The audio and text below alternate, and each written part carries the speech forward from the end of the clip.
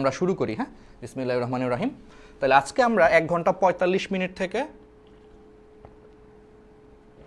আমরা 1 ঘন্টা 50-55 মিনিট পর্যন্ত আজকের ক্লাসটা হবে, অর্থাৎ 2 ঘন্টার থেকে একটু কম হবে, 2-4 মিনিট হয়তো কম হবে। ঠিক আছে, তাহলে আমরা শুরু করি। বিসমিল্লাহির রহমানির রহিম। তাহলে প্রথম কথা, তাইলে আমরা দুরন্ত প্রয়াসের তড়িৎ রসায়নের প্রথম কেমিস্ট্রি ক্লাস, তাই না? তো তোমরা ক্লাসের হচ্ছে রিভিউ দিবা আমাদের ডিএমসি স্টেশন গ্রুপে এবং রোড টু ডিএমসি 2.0 এই দুই গ্রুপেই হচ্ছে ক্লাসের রিভিউ দিয়ে দিবা। আমি আগেই বলি, ক্লাসটা কেমন লাগছে অবশ্যই ক্লাস চলাকালীন একটা সুন্দর রিভিউ দিও, ঠিক আছে? আর নোটগুলো করলে জমা দিও ডিএমসি স্টেশন এই ফেসবুক গ্রুপ এবং রোড টু ডিএমসি 2.0 এই দুই জায়গাতেই তোমরা হচ্ছে ক্লাসের নোট এবং ক্লাসের রিভিউ জমা দিও যে কেমন লাগছে তোমাদের ক্লাসগুলো করে। ঠিক আছে, চলো তাহলে আমরা শুরু করতেছি। হ্যাঁ, আচ্ছা, বিসমিল্লাহির রহমানির রহিম। তাহলে প্রথমে আসো তাহলে তড়িৎ রসায়ন। আচ্ছা, তড়িৎ রসায়নে প্রথমেই আমরা জানি যে তড়িৎ বা বিদ্যুৎ বলতে আসলে মূলত কার প্রবাহকে বোঝায়? ইলেকট্রনের প্রবাহ। এটা আমরা সবাই জানি যে ইলেকট্রনের প্রবাহই হচ্ছে আসলে কি, ইলেকট্রনের প্রবাহ। ঠিক আছে, ইলেকট্রনের প্রবাহই হচ্ছে আসলে মূলত তড়িৎ বা বিদ্যুতের হচ্ছে তোমার প্রবাহ, এবং কি সব রিডক্স বিক্রিয়াতে হচ্ছে ইলেকট্রনের স্থানান্তর হয়। রিডক্স কি? রিডক্স হচ্ছে এই শব্দটা দুইটা শব্দ থেকে আসছে। একটা হচ্ছে রেড শব্দটা আসছে রিডাকশন থেকে, এর মানে হচ্ছে বিজারণ। আর অক্স শব্দটা আসছে অক্সিডেশন থেকে, এর মানে হচ্ছে জারণ। অর্থাৎ জারণ বিজারণকে সংক্ষেপে তোমার বলা হয় রেড অক্স। রেড শব্দটা আসছে রিডাকশন থেকে, যার মানে হচ্ছে বিজারণ। অক্স শব্দটা আসছে অক্সিডেশন থেকে, যার মানে হচ্ছে জারণ। এবার তুমি রিডক্সের রেড আর অক্সিডেশনের অক্স এই দুইটাকে একসাথে যুক্ত করে দাও, রেডক্স হয়ে গেল। শব্দটা এইভাবে আসছে। তাহলে রেডক্সের মানে কি? জারণ বিজারণ বিক্রিয়া। আর আমরা ছোটবেলা থেকে পড়ছি যে কোনো জারণ বিজারণ বিক্রিয়া কিসের স্থানান্তর হয়? ইলেকট্রনের হচ্ছে তোমার স্থানান্তর ঘটে। ঠিক আছে, এখন আসো এই যে এখানে আমরা এই চ্যাপ্টারটাই মেইনলি আমরা রিডক্স বিক্রিয়া বা রিডাকশন অক্সিডেশন জারণ বিজারণ বিক্রিয়া নিয়ে পড়বো। তবে সেখানে একটা কথা থাকে, কথা হচ্ছে বিভিন্ন ধরনের ব্যাটারি নিয়েও আমরা এই চ্যাপ্টারে পড়বো। তাহলে কোথায় কোন ধরনের ব্যাটারি থাকে? মেডিকেল ভর্তি পরীক্ষার জন্য 5 স্টার খুবই ইম্পর্টেন্ট। যেমন টর্চ লাইটে তাহলে কোন ধরনের ব্যাটারি ব্যবহার করা হয়?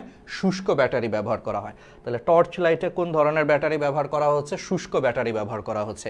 ক্যালকুলেটরে কোন ধরনের ব্যাটারি ব্যবহার করা হয়? Nickel cadmium battery. তাহলে নিকেল ক্যাডমিয়াম ব্যাটারি এটা কোথায় ব্যবহার করা হচ্ছে?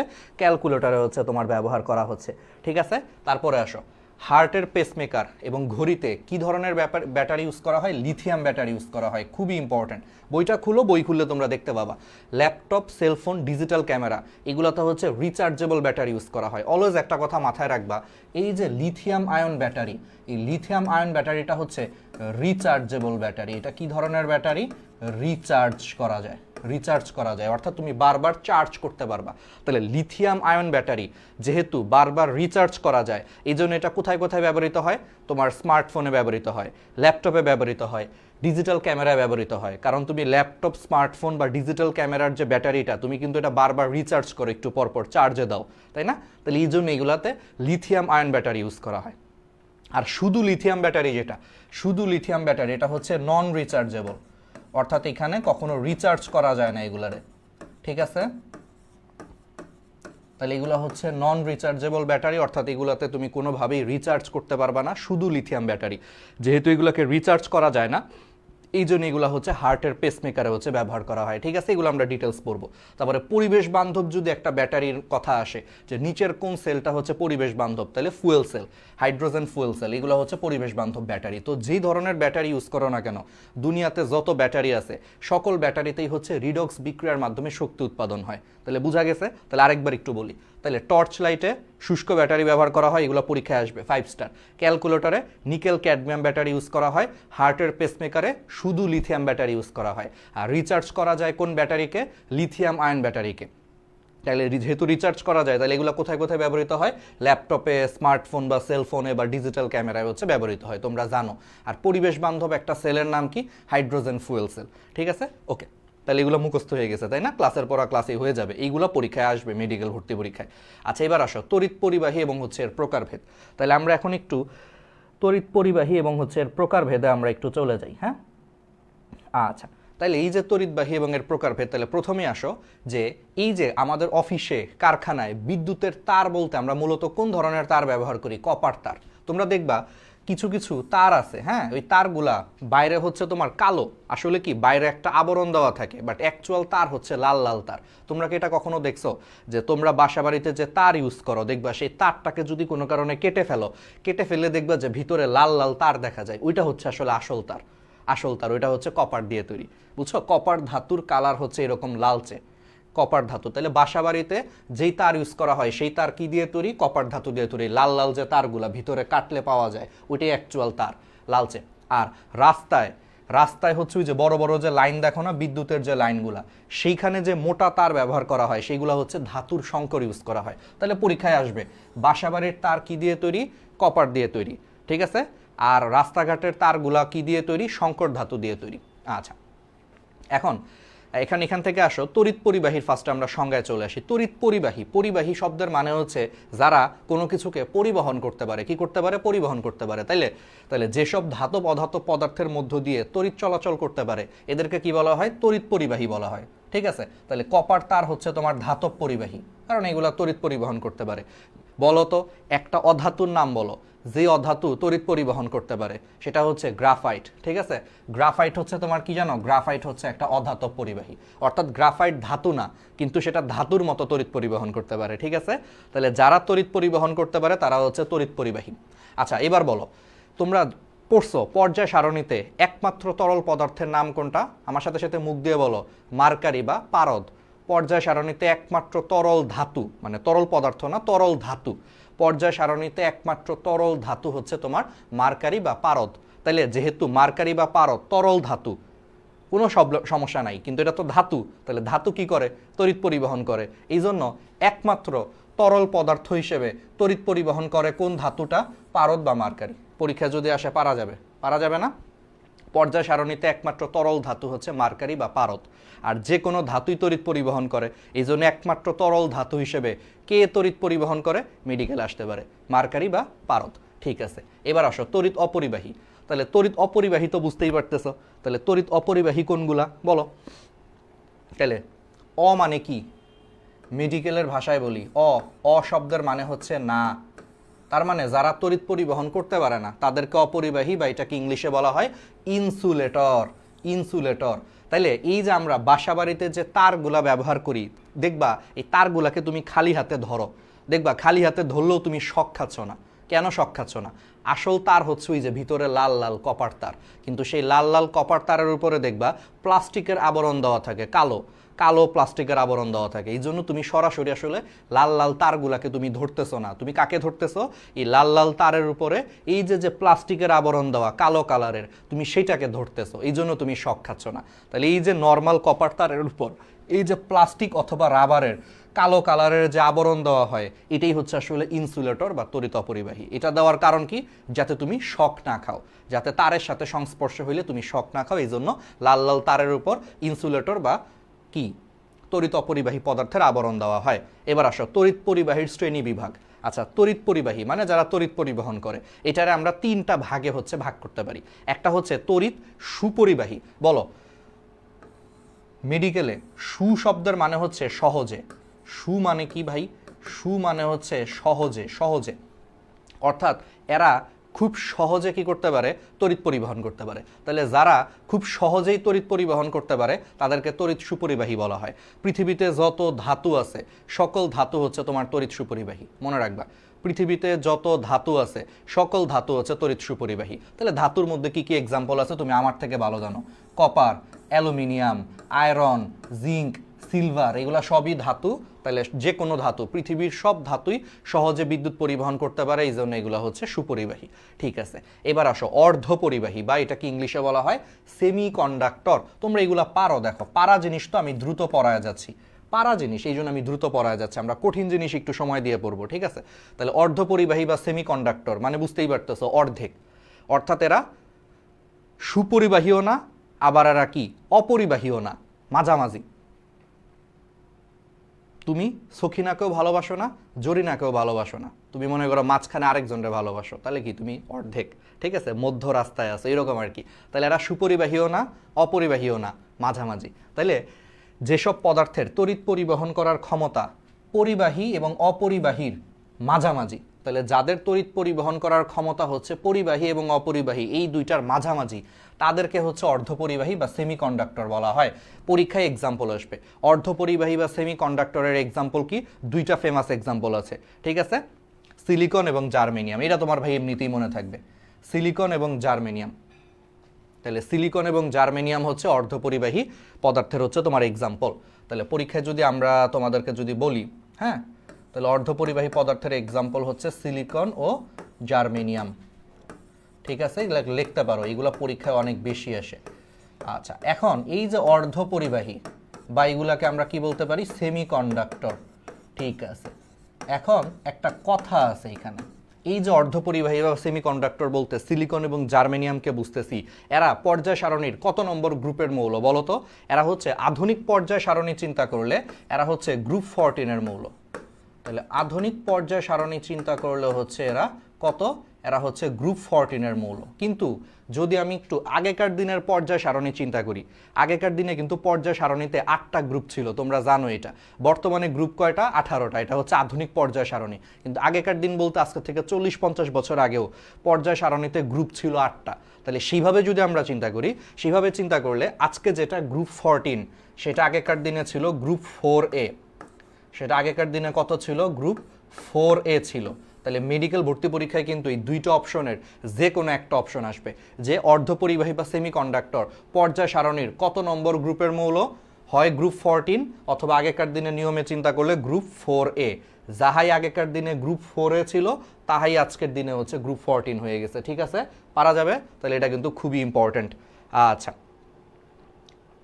এবার আসো, তাইলে আমরা এগুলা বুঝলাম। এবার আসো সুপার কন্ডাক্টর, নাম শুনে বুঝতেছো, সুপারম্যান। সুপারম্যান কি? সাধারণ মানুষের থেকে অনেক ভালো কোনো কিছু করতে পারে, তাই না? তাহলে তুমি নাম শুনে বুঝতেছো সুপারম্যান যেরকম সাধারণ ম্যানের থেকে অনেক ভালো কোনো কিছু করতে পারে, তাহলে সুপার কন্ডাক্টর। তাহলে সুপার কন্ডাক্টর কি করতে পারে বলো? তাহলে সুপার কন্ডাক্টর হচ্ছে তোমার সাধারণ পরিবাহীর থেকে অনেক বেশি তড়িৎ পরিবহন করতে পারে। তার মানে যারা সাধারণ কন্ডাক্টরের থেকে বা সাধারণ পরিবাহীর থেকে অনেক বেশি পরিমাণে তড়িৎ পরিবহন করতে পারে তাদেরকেই বলা হয় সুপার কন্ডাক্টর। এখন আসো, এই সুপার কন্ডাক্টর কি দিয়ে শুরু হয়েছে? এই সুপার কন্ডাক্টর শুরু হয়েছে হচ্ছে তোমার, সুপার কন্ডাক্টর কি দিয়ে শুরু হয়েছে জানো? এই সুপার কন্ডাক্টর শুরু হয়েছে হচ্ছে স দিয়ে। দেখো, সুপার কন্ডাক্টর আমরা 2-3 লাইন হচ্ছে পড়ি, তাইলে আমাদের জন্য ইজি হবে। সুপার কন্ডাক্টর, দেখো সুপার কন্ডাক্টর শুরু হয়েছে স দিয়ে। সতে আরেকটা কথা মনে রাখতে পারবে না, সংকর ধাতু। সংকর ধাতু মানে কি? মিক্সড ধাতু, অর্থাৎ 2-3টা ধাতু একসাথে মিক্সড আকারে থাকলে এটাকে বলা হয় সংকর ধাতু। যেমন সোডিয়াম, পটাশিয়াম, ম্যাগনেসিয়াম, এই 3টা ধাতুরে তুমি মনে করে একসাথে মিশাইছো, তাহলে এটারে বলা হবে একটা সংকর ধাতু। সংকর মানে আসলে মিক্সড বা হাইব্রিড আর কি, 2-3টা জিনিসরে একসাথে মিশাইলে সংকর বলে ওটারে, ঠিক আছে। তাহলে 2-3টা ধাতুকে একসাথে মিশাইলে ওই ধাতুকে কি বলা হয়? সংকর ধাতু বলা হয়। তাহলে সতে সুপার, সতে সংকর ধাতু। তাহলে সুপার কন্ডাক্টর হচ্ছে সংকর ধাতু ও সংকর ধাতুর হচ্ছে অক্সাইড দিয়ে তৈরি। তাহলে সুপার কন্ডাক্টর কি দিয়ে তৈরি? সংকর ধাতু, এবং সেই সংকর ধাতুর হচ্ছে অক্সাইড দিয়ে হচ্ছে তোমার তৈরি। তাহলে মনে থাকবে, সতে সুপার, সতে সংকর। তাহলে সংকর ধাতু এবং সংকর ধাতুর অক্সাইড দিয়ে তৈরি। এবার আসো, যেহেতু সে সুপারম্যান, সুপারম্যান কি? সাধারণ ম্যানের থেকে অনেক ভালো কাজ করতে পারে, তাহলে সেও সুপার কন্ডাক্টর। আচ্ছা বলো, নর্মালি পৃথিবীতে যত কন্ডাক্টর আছে, কন্ডাক্টর মানে হচ্ছে পরিবাহী, বুঝছো? কন্ডাক্টর শব্দের মানে কি? কন্ডাক্টর শব্দের মানে হচ্ছে পরিবাহী। এবার তুমি আমারে বলো, ফিজিক্সের বিদ্যাটা একটু ইউজ করো, ফিজিক্স। চলো আমরা একটু ফিজিক্স পড়ি। ফিজিক্স হচ্ছে খুবই বাজে একটা সাবজেক্ট, বুঝছো? দুনিয়ার সব সাবজেক্টের মধ্যেই ফিজিক্স মানে একটু একটু করে মনে করো নাক গলাইছে, আসলে এটা একটু বাজে আর কি। যাই হোক, ঠিক আছে। তাহলে এই যে ফিজিক্সের, তাহলে সুপার কন্ডাক্টর, তাইলে দেখো দুনিয়াতে যত কন্ডাক্টর আছে সবগুলা কন্ডাক্টর বা পরিবাহী তারের ভিতর দিয়ে যদি বিদ্যুৎ প্রবাহিত হয়, ধরো এটার ভিতর দিয়ে বিদ্যুৎ প্রবাহিত হচ্ছে, তাহলে সেখানে কি কাজ করবে? এক ধরনের রোধ কাজ করবে না? দুনিয়ার যত তার আছে তার ভিতর দিয়ে বিদ্যুৎ প্রবাহিত হইলে সেখানে রোধ কাজ করে, কিন্তু সে তো সুপারম্যান। এই জন্য সুপারম্যান হচ্ছে ব্যতিক্রম, অর্থাৎ তার ভিতর দিয়ে বিদ্যুৎ প্রবাহিত হইলে তার কোনো রোধ নাই, অর্থাৎ তার রোধ হচ্ছে 0। বুঝতে পারছো? দুনিয়ার যে কোনো সাধারণ ম্যান বা সাধারণ কন্ডাক্টরের ভিতর দিয়ে বিদ্যুৎ প্রবাহিত হইলে তার একটা রোধ কাজ করে, বাধা দেয়, কিন্তু সে তো সুপারম্যান বা সুপার কন্ডাক্টর, এই জন্য সে কোনো বাধা দেয় না। অর্থাৎ সুপার কন্ডাক্টরের ভিতর দিয়ে বিদ্যুৎ প্রবাহিত হইলে সেই বিদ্যুতের উপর রোধ হচ্ছে শূন্য হয়, অর্থাৎ সুপার কন্ডাক্টরের রোধ হচ্ছে শূন্য। একটা নির্দিষ্ট তাপমাত্রা আছে, ঠিক আছে, একটা নির্দিষ্ট তাপমাত্রা যেটারে বলা হয় সন্ধি তাপমাত্রা। ওই তাপমাত্রার নিচে যদি এই সুপার কন্ডাক্টরের ভিতর দিয়ে বিদ্যুৎ প্রবাহিত হয়, যেহেতু সে সুপার কন্ডাক্টর এই জন্য তার রোধ হচ্ছে শূন্য হয়ে যায়, অর্থাৎ তার কোনো রোধ থাকে না।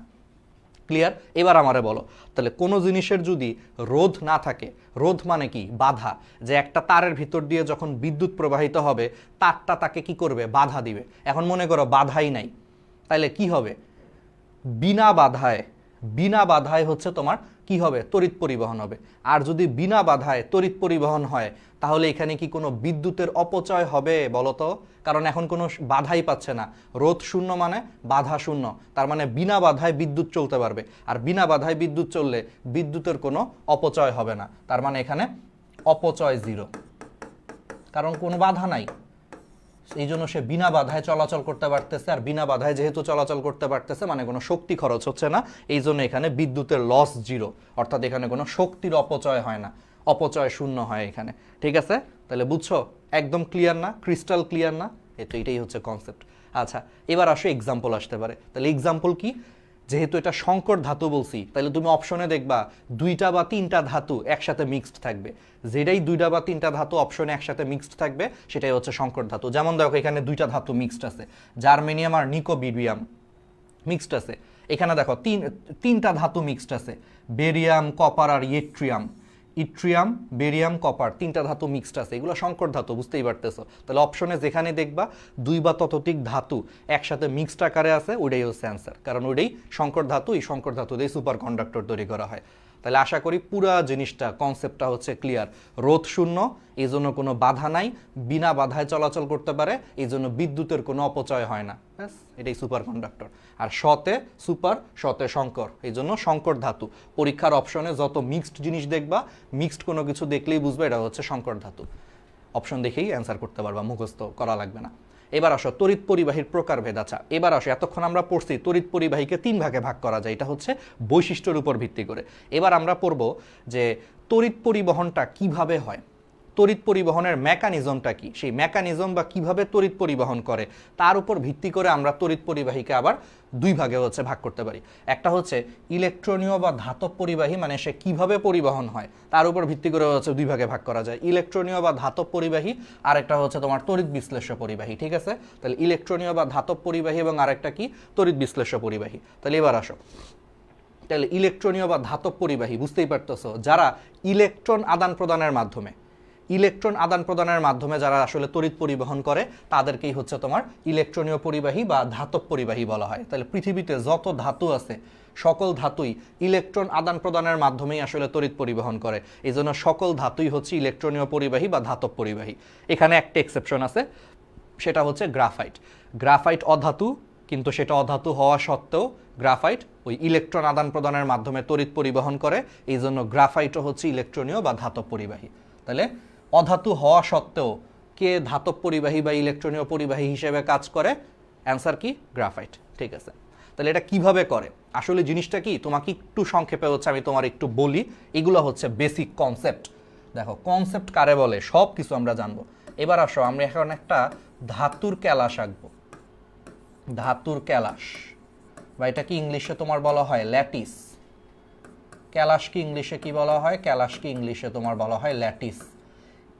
এই ক্যালাস বা ল্যাটিস আসলে বলতে কি বোঝায়? তোমার মাথায় প্রশ্ন আসতে পারে, ভাই এটা বলতে আসলে কি বোঝায়? ক্যালাস বা ল্যাটিস বলতে আসলে দানা বোঝায়, দানা বা টুকরা। অর্থাৎ ধাতুর ক্যালাস বা ল্যাটিস বলতে আসলে ধাতুর একটা দানা বা ধাতুর একটা টুকরাকে বোঝায়। ধরো এটা হচ্ছে ধাতুর একটা টুকরা বা ধাতুর একটা দানা। আমরা ছোটবেলায় পড়ছি যে ধাতুর টুকরা বা ধাতুর ক্যালাসে কি থাকে, ধরো ধাতব পরমাণু, মনে করে এটা একটা ধাতুর পরমাণু, এটা মনে করো আরেকটা ধাতুর পরমাণু, এটা মনে করো আরেকটা ধাতুর পরমাণু, এটা মনে করো আরেকটা ধাতুর পরমাণু। এখন আমরা ছোটবেলায় এটা পড়ছি, ধাতব বন্ধনে পড়ছি, যে ধাতুর ক্যালাসে বা ধাতুর ল্যাটিসে আসলে ধাতব পরমাণুগুলা ধনাত্মক আয়ন আকারে থাকে। ধরো এটা হচ্ছে সোডিয়াম পরমাণু, কথার কথা, এগুলো সবই মনে করো সোডিয়াম পরমাণু। কিন্তু মজা ব্যাপার হচ্ছে ধাতুর ক্যালাসে এই যে ধাতুর যে পরমাণুগুলো আছে সেই পরমাণুগুলোর যে শেষ কক্ষপথ, সেই শেষ কক্ষপথের যে ইলেকট্রনটা, সেই শেষ কক্ষপথের ইলেকট্রনটা আসলে কি করে, চলে যায়। শেষ কক্ষপথের ইলেকট্রনটা চলে যাওয়ার কারণে ওরা সবাই কি হয়, পজিটিভ চার্জে চার্জিত হয়। আমরা ধাতব বন্ধন পড়ছি, ছোটবেলায় পড়ছি কিন্তু, যে ধাতুর ক্যালাসে প্রত্যেকটা ধাতব পরমাণুর শেষ কক্ষপথের ইলেকট্রন চলে যায়। তো প্রত্যেকটা ধাতুর যদি শেষ কক্ষপথের ইলেকট্রন যদি চলে যায় তাহলে ওরা কি ধরনের চার্জে চার্জিত হবে, ধনাত্মক চার্জে চার্জিত হবে। আর যে ইলেকট্রনগুলো চলে গেছে, মনে করে এই পরমাণু থেকে একটা ইলেকট্রন চলে গেছে, সেই চলে যাওয়া ইলেকট্রনগুলা হচ্ছে এই পুরা টুকরার মধ্যে ছুটাছুটি করতে থাকে। ধরো এই পরমাণু থেকে যে ইলেকট্রনটা চলে গেছে সেই ইলেকট্রন হচ্ছে এইটা, এই পরমাণু থেকে যে ইলেকট্রনটা চলে গেছে মনে করো সেই ইলেকট্রন হচ্ছে এইটা, এই পরমাণু থেকে যে ইলেকট্রনটা চলে গেছে মনে করো সেই ইলেকট্রন হচ্ছে এইটা, এই পরমাণু থেকে যে ইলেকট্রনটা চলে গেছে মনে করো সেই ইলেকট্রন হচ্ছে এইটা।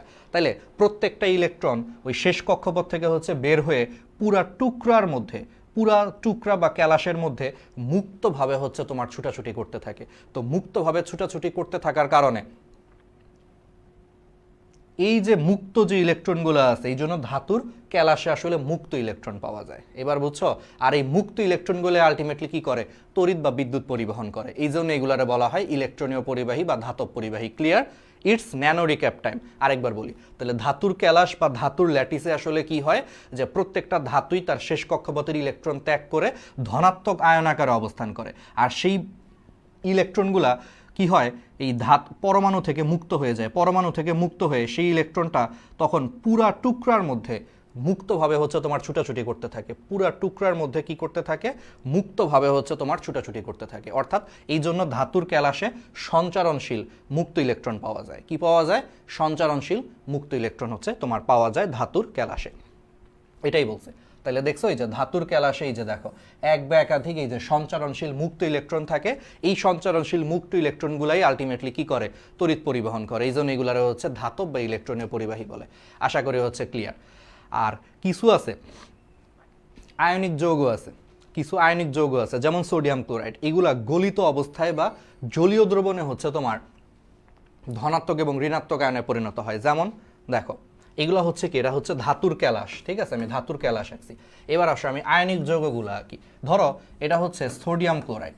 তাহলে সোডিয়াম ক্লোরাইড নর্মালি শক্ত অবস্থায় থাকে, কারণ এটা একটা লবণ, খাবার লবণ, আমরা জানি এগুলো শক্ত অবস্থায় থাকে। ধরো এই সোডিয়াম ক্লোরাইডকে তুমি যদি পানির মধ্যে নাও, অর্থাৎ জলীয় দ্রবণ নাও, ধরো তুমি যদি জলীয় দ্রবণের মধ্যে এই সোডিয়াম ক্লোরাইডকে যদি নাও, তখন এই সোডিয়াম ক্লোরাইড হচ্ছে ভেঙে যাবে।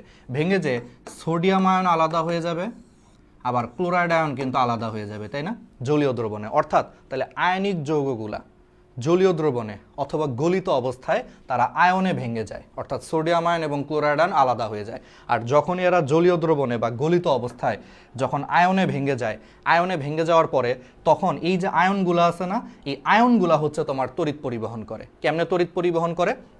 এই ধনাত্মক আয়নগুলা একটা ইলেকট্রনকে গ্রহণ করে, আর ঋণাত্মক আয়নগুলা তারা হচ্ছে একটি ইলেকট্রন ত্যাগ করে তারা এই আয়নগুলা হচ্ছে তোমার তড়িৎ পরিবহন করে। তাহলে এই ধরনের জিনিসগুলারে তোমার বলা হয় তড়িৎ বিশ্লেষ্য পরিবাহী। তাহলে কি ক্লিয়ার? তাহলে আয়নিক যৌগগুলা দেখো, আয়নিক যৌগগুলা জলীয় দ্রবণে অথবা যখন গলিত হয়ে যায়, গলিত অবস্থায় তাদের আয়নগুলা পরস্পর থেকে আলাদা হয়ে যায়। আলাদা হয়ে যাওয়ার পর এই আয়নগুলা ছুটাছুটি করতে থাকে। এরপরে ধনাত্মক আয়ন হচ্ছে একটি ইলেকট্রনকে গ্রহণ করে, আর ঋণাত্মক আয়ন হচ্ছে একটি ইলেকট্রনকে হচ্ছে ত্যাগ করে। ত্যাগ করার পর আলটিমেটলি কি হয়, এরা তড়িৎ পরিবহন করতে পারে, অর্থাৎ এরা আয়নের মাধ্যমে তড়িৎ পরিবহন করে। এই জন্য এদেরকে কি বলা হয়, এই জন্য এদেরকে হচ্ছে তোমার তড়িৎ বিশ্লেষ্য পরিবাহী বা আয়নিক পরিবাহীও বলা হয়। আশা করি কনসেপ্টটা ক্লিয়ার। তাহলে কে কিভাবে তড়িৎ পরিবহন করে আশা করি ক্লিয়ার। এবার আসো তড়িৎ বিশ্লেষ্যের শ্রেণী বিভাগ। এখন আসো এই যে তড়িৎ বিশ্লেষ্য পদার্থ, তড়িৎ বিশ্লেষ্য পদার্থকে আবার আমরা হচ্ছে দুই ভাগে হচ্ছে ভাগ করতে পারি। ঠিক আছে, একটা হচ্ছে সবল তড়িৎ বিশ্লেষ্য, একটা হচ্ছে সবল তড়িৎ বিশ্লেষ্য, আরেকটা হচ্ছে তোমার দুর্বল তড়িৎ বিশ্লেষ্য। মেইনলি দুই প্রকার, আরেকটা আছে আমরা একটু পরে পড়বো। আচ্ছা, সবল তড়িৎ বিশ্লেষ্যটা কিভাবে? দেখো দেখো এটা তুমি নিজেই বুঝবা।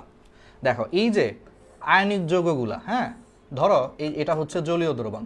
তাহলে জলীয় দ্রবণে মনে করো অনেকগুলো আয়ন আছে। এটা মনে করো সোডিয়াম আয়ন, ঠিক আছে, এটা মনে করো ক্লোরাইড আয়ন, কথার কথা। এটা মনে করো আরেকটা সোডিয়াম আয়ন, কথার কথা। এটা হচ্ছে আরেকটা ক্লোরাইড আয়ন, ঠিক আছে। আচ্ছা, তাইলে তুমি বুঝতেছো আয়নিক যৌগগুলা জলীয় দ্রবণে তড়িৎ পরিবহন করে।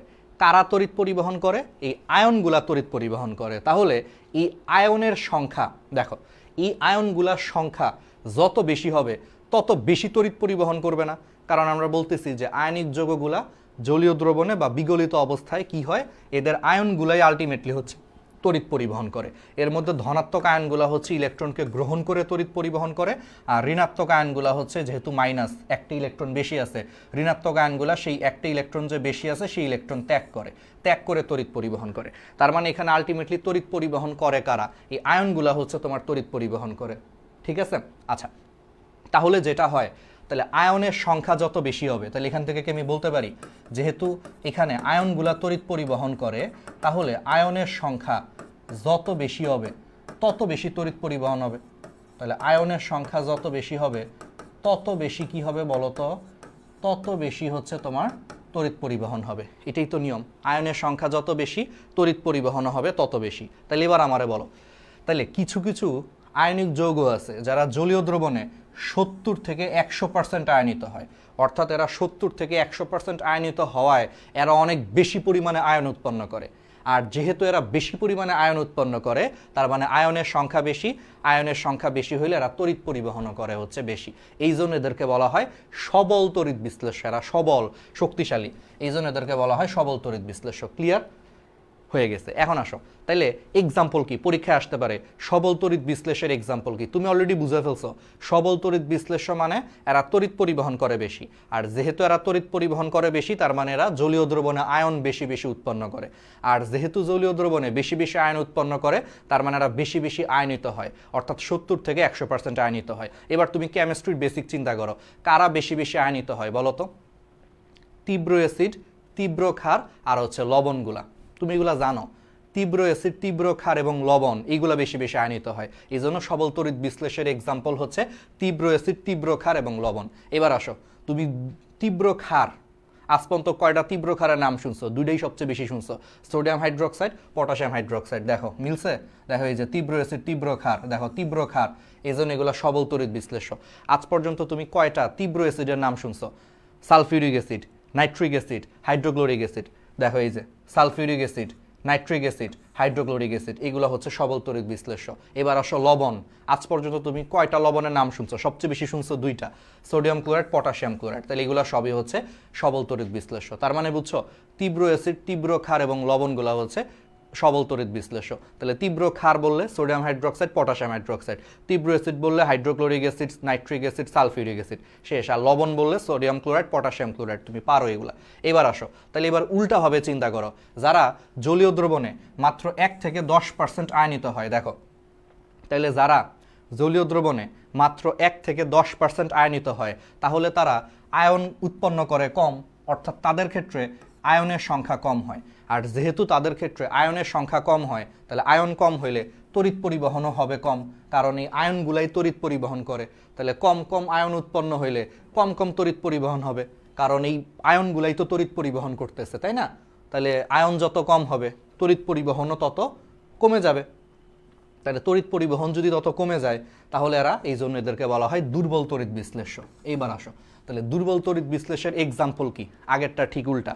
তাইলে দুর্বল অ্যাসিড, দুর্বল ক্ষার, যত দুর্বল অ্যাসিড, দুর্বল ক্ষার আছে এরা হচ্ছে দুর্বল তড়িৎ বিশ্লেষ্য। তাহলে দেখো, দুর্বল অ্যাসিড কোনগুলা? ইথানোয়িক অ্যাসিড, হাইড্রোফ্লোরিক অ্যাসিড, এগুলো কিন্তু দুর্বল অ্যাসিড। সারা জীবন মনে রাখবা, কার্বক্সিলিক অ্যাসিড বা হচ্ছে জৈব অ্যাসিডগুলো হচ্ছে তোমার দুর্বল অ্যাসিড। তাহলে ইথানোয়িক অ্যাসিড, মিথানোয়িক অ্যাসিড, এগুলো হচ্ছে দুর্বল অ্যাসিড, আর সাথে হাইড্রোফ্লোরিক অ্যাসিড, তাহলে এগুলো হচ্ছে দুর্বল তড়িৎ বিশ্লেষ্য। এইবার আসো, এবার কিছু কিছু পদার্থ আছে যারা জলীয় দ্রবণে একদমই আয়নিত হয় না, মানে এরা আয়নিতই হয় না। তাহলে যারা জলীয় দ্রবণে একদমই আয়নিত হয় না, তার মানে তারা কোনো আয়ন উৎপন্ন করে না। আর আয়ন উৎপন্ন না করলে তাহলে কি তড়িৎ পরিবহন করতে পারবে? পারবে না। ফলে তারা একেবারেই তড়িৎ পরিবহন করতে পারে না। আর যেহেতু একেবারেই তড়িৎ পরিবহন করতে পারে না, এই জন্য এদেরকে বলা হয় তড়িৎ অবিশ্লেষ্য।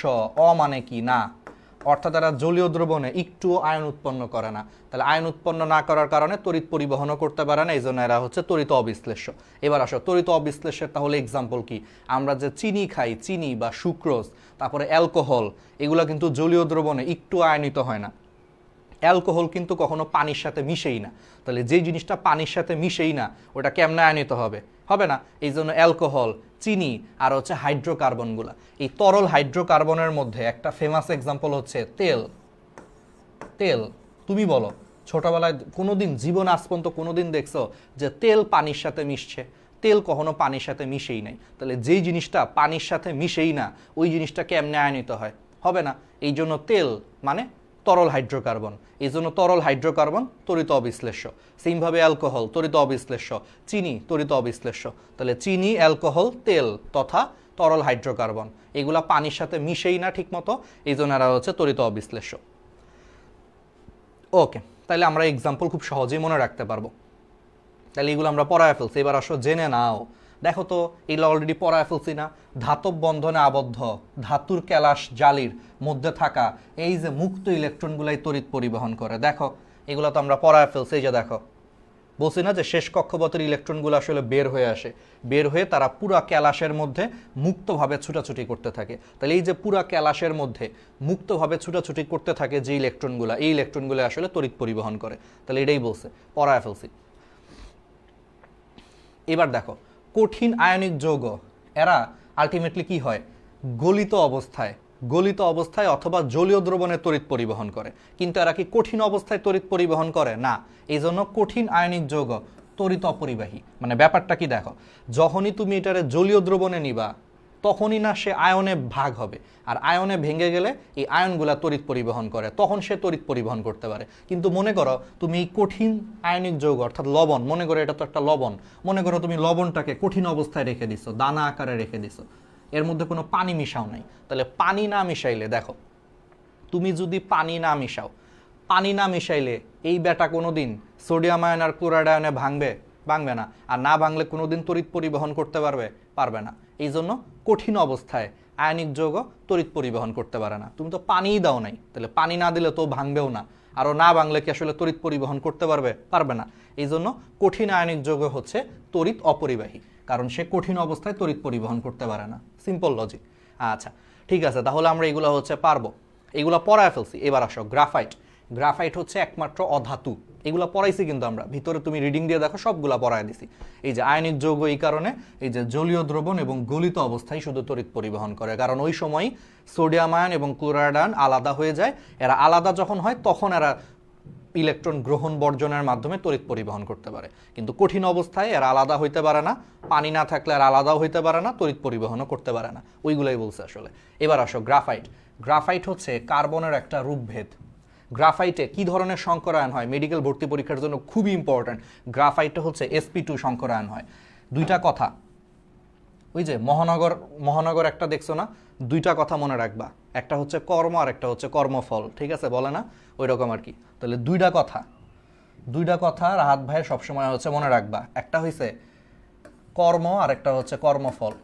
ঠিক আছে, তাহলে কর্ম কি? কর্মটা হচ্ছে গ্রাফাইটে sp2 সংকরায়ন হয়। দুইটা কথা সবসময় মনে রাখবা। আর আরেকটা হচ্ছে ডায়মন্ড বা হীরা, এই দুইটাই হচ্ছে কার্বনের রূপভেদ। তাহলে কার্বনের দুইটা ফেমাস রূপভেদ আছে, একটা হচ্ছে গ্রাফাইট আর একটা হচ্ছে ডায়মন্ড। এর মধ্যে গ্রাফাইট তড়িৎ পরিবহন করে, এটা sp2 সংকরায়ন, আর ডায়মন্ড তড়িৎ পরিবহন করে না, এখানে হচ্ছে sp3 সংকরায়ন হয়। তাহলে এটা হচ্ছে তড়িৎ পরিবহন করে। তাহলে এই দুইটা কথা কি মনে রাখতে পারবা না? মহানগর এক্সপ্রেসের ওই কথার মতো। তাহলে এটা তড়িৎ পরিবহন করে, আর এই বেটা তড়িৎ পরিবহন করে না। তাহলে দুইটা কথা, রাহাত ভাইয়ের দুইটা কথা মনে রাখবা, গ্রাফাইট এবং ডায়মন্ড দুইটাই কার্বনের রূপভেদ, কিন্তু গ্রাফাইট হচ্ছে sp2 কার্বন, ডায়মন্ড হচ্ছে sp3। ঠিক আছে, গ্রাফাইট তড়িৎ পরিবহন করে, ডায়মন্ড তড়িৎ পরিবহন করে না। ব্যাস, এই দুইটা কথা মনে রাখবা। ঠিক আছে, এবার আসো এই যে ব্যতিক্রম বলছিলাম, পারদ তরল বাট সে ধাতু, এই জন্য সে ইলেকট্রনীয় পদ্ধতিতে তড়িৎ পরিবহন করে। ঠিক আছে, সে তরল বাট সে তো ধাতু, তাহলে ধাতু মানে সে ইলেকট্রনীয় পদ্ধতিতে তড়িৎ পরিবহন করবে। এবার আসো দেখো তো এগুলো পড়ায় ফেলছি না? তাহলে ধাতব বা ইলেকট্রনীয় পরিবাহিতে দেখো এই যে মুক্ত ইলেকট্রন বা সঞ্চারণশীল ইলেকট্রন দ্বারা তড়িৎ পরিবহন হয়, ওই যে পড়ায় দিছি সুন্দর করে। অপরদিকে তড়িৎ বিশ্লেষে এই যে সঞ্চারণশীল ধনাত্মক ও ঋণাত্মক আয়ন দ্বারা তড়িৎ প্রবাহ ঘটে, এটাও পড়াইছি না? যে তড়িৎ বিশ্লেষের সময় কি হয়, এই যে দেখো তড়িৎ বিশ্লেষের সময় এই যে দেখো সঞ্চারণশীল ধনাত্মক এবং ঋণাত্মক আয়ন অর্থাৎ সোডিয়াম আয়ন এবং ক্লোরাইড আয়ন এরাই তড়িৎ পরিবহন করে। ঠিক আছে, এবার আসো ইলেকট্রনীয় পরিবাহীতে এই যে তড়িৎ প্রবাহ, এটা একটা ভৌত প্রক্রিয়া। কেন ভৌত প্রক্রিয়া? কারণ এখানে মুক্ত ইলেকট্রনগুলো তড়িৎ পরিবহন করে, আর কোনো চেঞ্জ আসে না। আগে থেকেই যে ইলেকট্রনগুলো মুক্ত অবস্থায় ছিল, দেখো আগে থেকেই যে ইলেকট্রনগুলো হচ্ছে তোমার মুক্ত অবস্থায় ছিল, ঠিক আছে, আগে থেকেই যে ইলেকট্রনগুলো এরকমই যে দেখো মুক্ত অবস্থায় ছিল, তারাই শুধু তড়িৎ পরিবহন করতেছে, এখানে আর কোনো চেঞ্জ আসতেছে না। এই জন্য এগুলো হচ্ছে ভৌত প্রক্রিয়া। কিন্তু তড়িৎ বিশ্লেষ্য পরিবাহীতে তড়িৎ পরিবহন এটা একটা রাসায়নিক প্রক্রিয়া। কেন রাসায়নিক প্রক্রিয়া? দেখো এই যে আমি কি বলছিলাম যে ধনাত্মক আয়নগুলা ইলেকট্রনকে গ্রহণ করে, তাহলে তুমি চিন্তা করো সোডিয়াম যখন ইলেকট্রনকে গ্রহণ করবে, সোডিয়াম আয়ন, তখন কি আর সে সোডিয়াম আয়ন থাকবে? থাকবে না, সে কিন্তু সোডিয়াম পরমাণু হয়ে যাবে। তাহলে এটা একটা চেঞ্জ হয়ে গেল না? আগে ছিল আয়ন, এখন সে ইলেকট্রন গ্রহণ করে সোডিয়াম পরমাণু হয়ে গেছে, তাহলে এটা একটা রাসায়নিক পরিবর্তন না? এটা একটা রাসায়নিক পরিবর্তন। আবার সেমভাবে আগে ছিল Cl মাইনাস, একটা ইলেকট্রন বেশি ছিল, তাহলে সেই ইলেকট্রনটাকে ত্যাগ করে দিছে, তাহলে সেই ইলেকট্রনটাকে ত্যাগ করলে সে হয়ে গেছে এখন ক্লোরিন পরমাণু। তাহলে আগে ছিল ক্লোরাইড আয়ন, আর এখন সেই ইলেকট্রন ত্যাগ করে হয়ে গেছে ক্লোরিন পরমাণু। তাহলে এগুলো কি ধরনের পরিবর্তন? এগুলো হচ্ছে রাসায়নিক পরিবর্তন, বুঝতেই পারতেছো। এই জন্য তড়িৎ বিশ্লেষণের সময়, ঠিক আছে, এই জন্য তড়িৎ বিশ্লেষণের সময় কি ধরনের পরিবর্তন হয়? তড়িৎ বিশ্লেষণের সময় রাসায়নিক পরিবর্তন হয়। কিন্তু এখানে কোনো পরিবর্তন হয় না, এখানে এই মুক্ত ইলেকট্রনগুলাই ছুটাছুটি করে বিদ্যুৎ পরিবহন করতেছে, ফলে এটা ভৌত পরিবর্তন, কিন্তু এটা কিন্তু রাসায়নিক পরিবর্তন। দেখছো, কনসেপ্ট ক্লিয়ার থাকলে একদম ইজি। এবার আসো, তাপমাত্রা বৃদ্ধির সাথে ধাতব পরিবাহীর তড়িৎ পরিবহন ক্ষমতা হচ্ছে হ্রাস পায়, বুঝতেই পারতেছো। অপরদিকে তাপমাত্রা বৃদ্ধির ফলে তড়িৎ বিশ্লেষের তড়িৎ পরিবহন করার ক্ষমতা হচ্ছে বৃদ্ধি পায়। ঠিক আছে, ব্যাপারটা কি চলো একটু দেখি। ধরো তুমি একটা তারের মধ্য দিয়ে তড়িৎ প্রবাহিত হচ্ছে, তাই না? একটা তারের ভিতর দিয়ে তড়িৎ প্রবাহিত হচ্ছে। বলো তড়িৎ প্রবাহ মানে কি?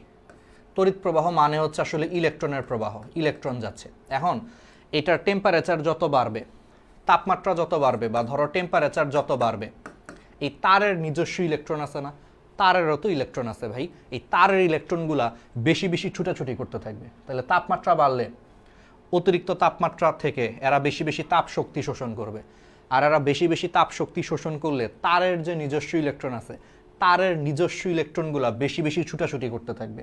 আর তারের ইলেকট্রনগুলা যদি বেশি বেশি ছুটাছুটি করতে থাকে, তাহলে ওই ইলেকট্রনের সাথে এই ইলেকট্রনগুলা বেশি বেশি বাড়ি খাবে। আর বেশি বেশি বাড়ি খাওয়া মানে কি? বাধা বেশি পাওয়া। তাহলে বাধা বেশি পাইলে তড়িৎ পরিবহন ক্ষমতা কি হবে? কমে যাবে। এই জন্য তাপমাত্রা বাড়াইলে ধাতব পরিবাহীর তড়িৎ পরিবহন ক্ষমতা হ্রাস পায়। মানে তুমি তাপমাত্রা বাড়াইছো, তাহলে ধাতব তারের যে নিজস্ব ইলেকট্রন আছে, সেই ইলেকট্রনগুলো বেশি বেশি তাপ শক্তি শোষণ করছে, ফলে এরা বেশি বেশি উত্তেজিত হয়ে ছুটাছুটি করতেছে।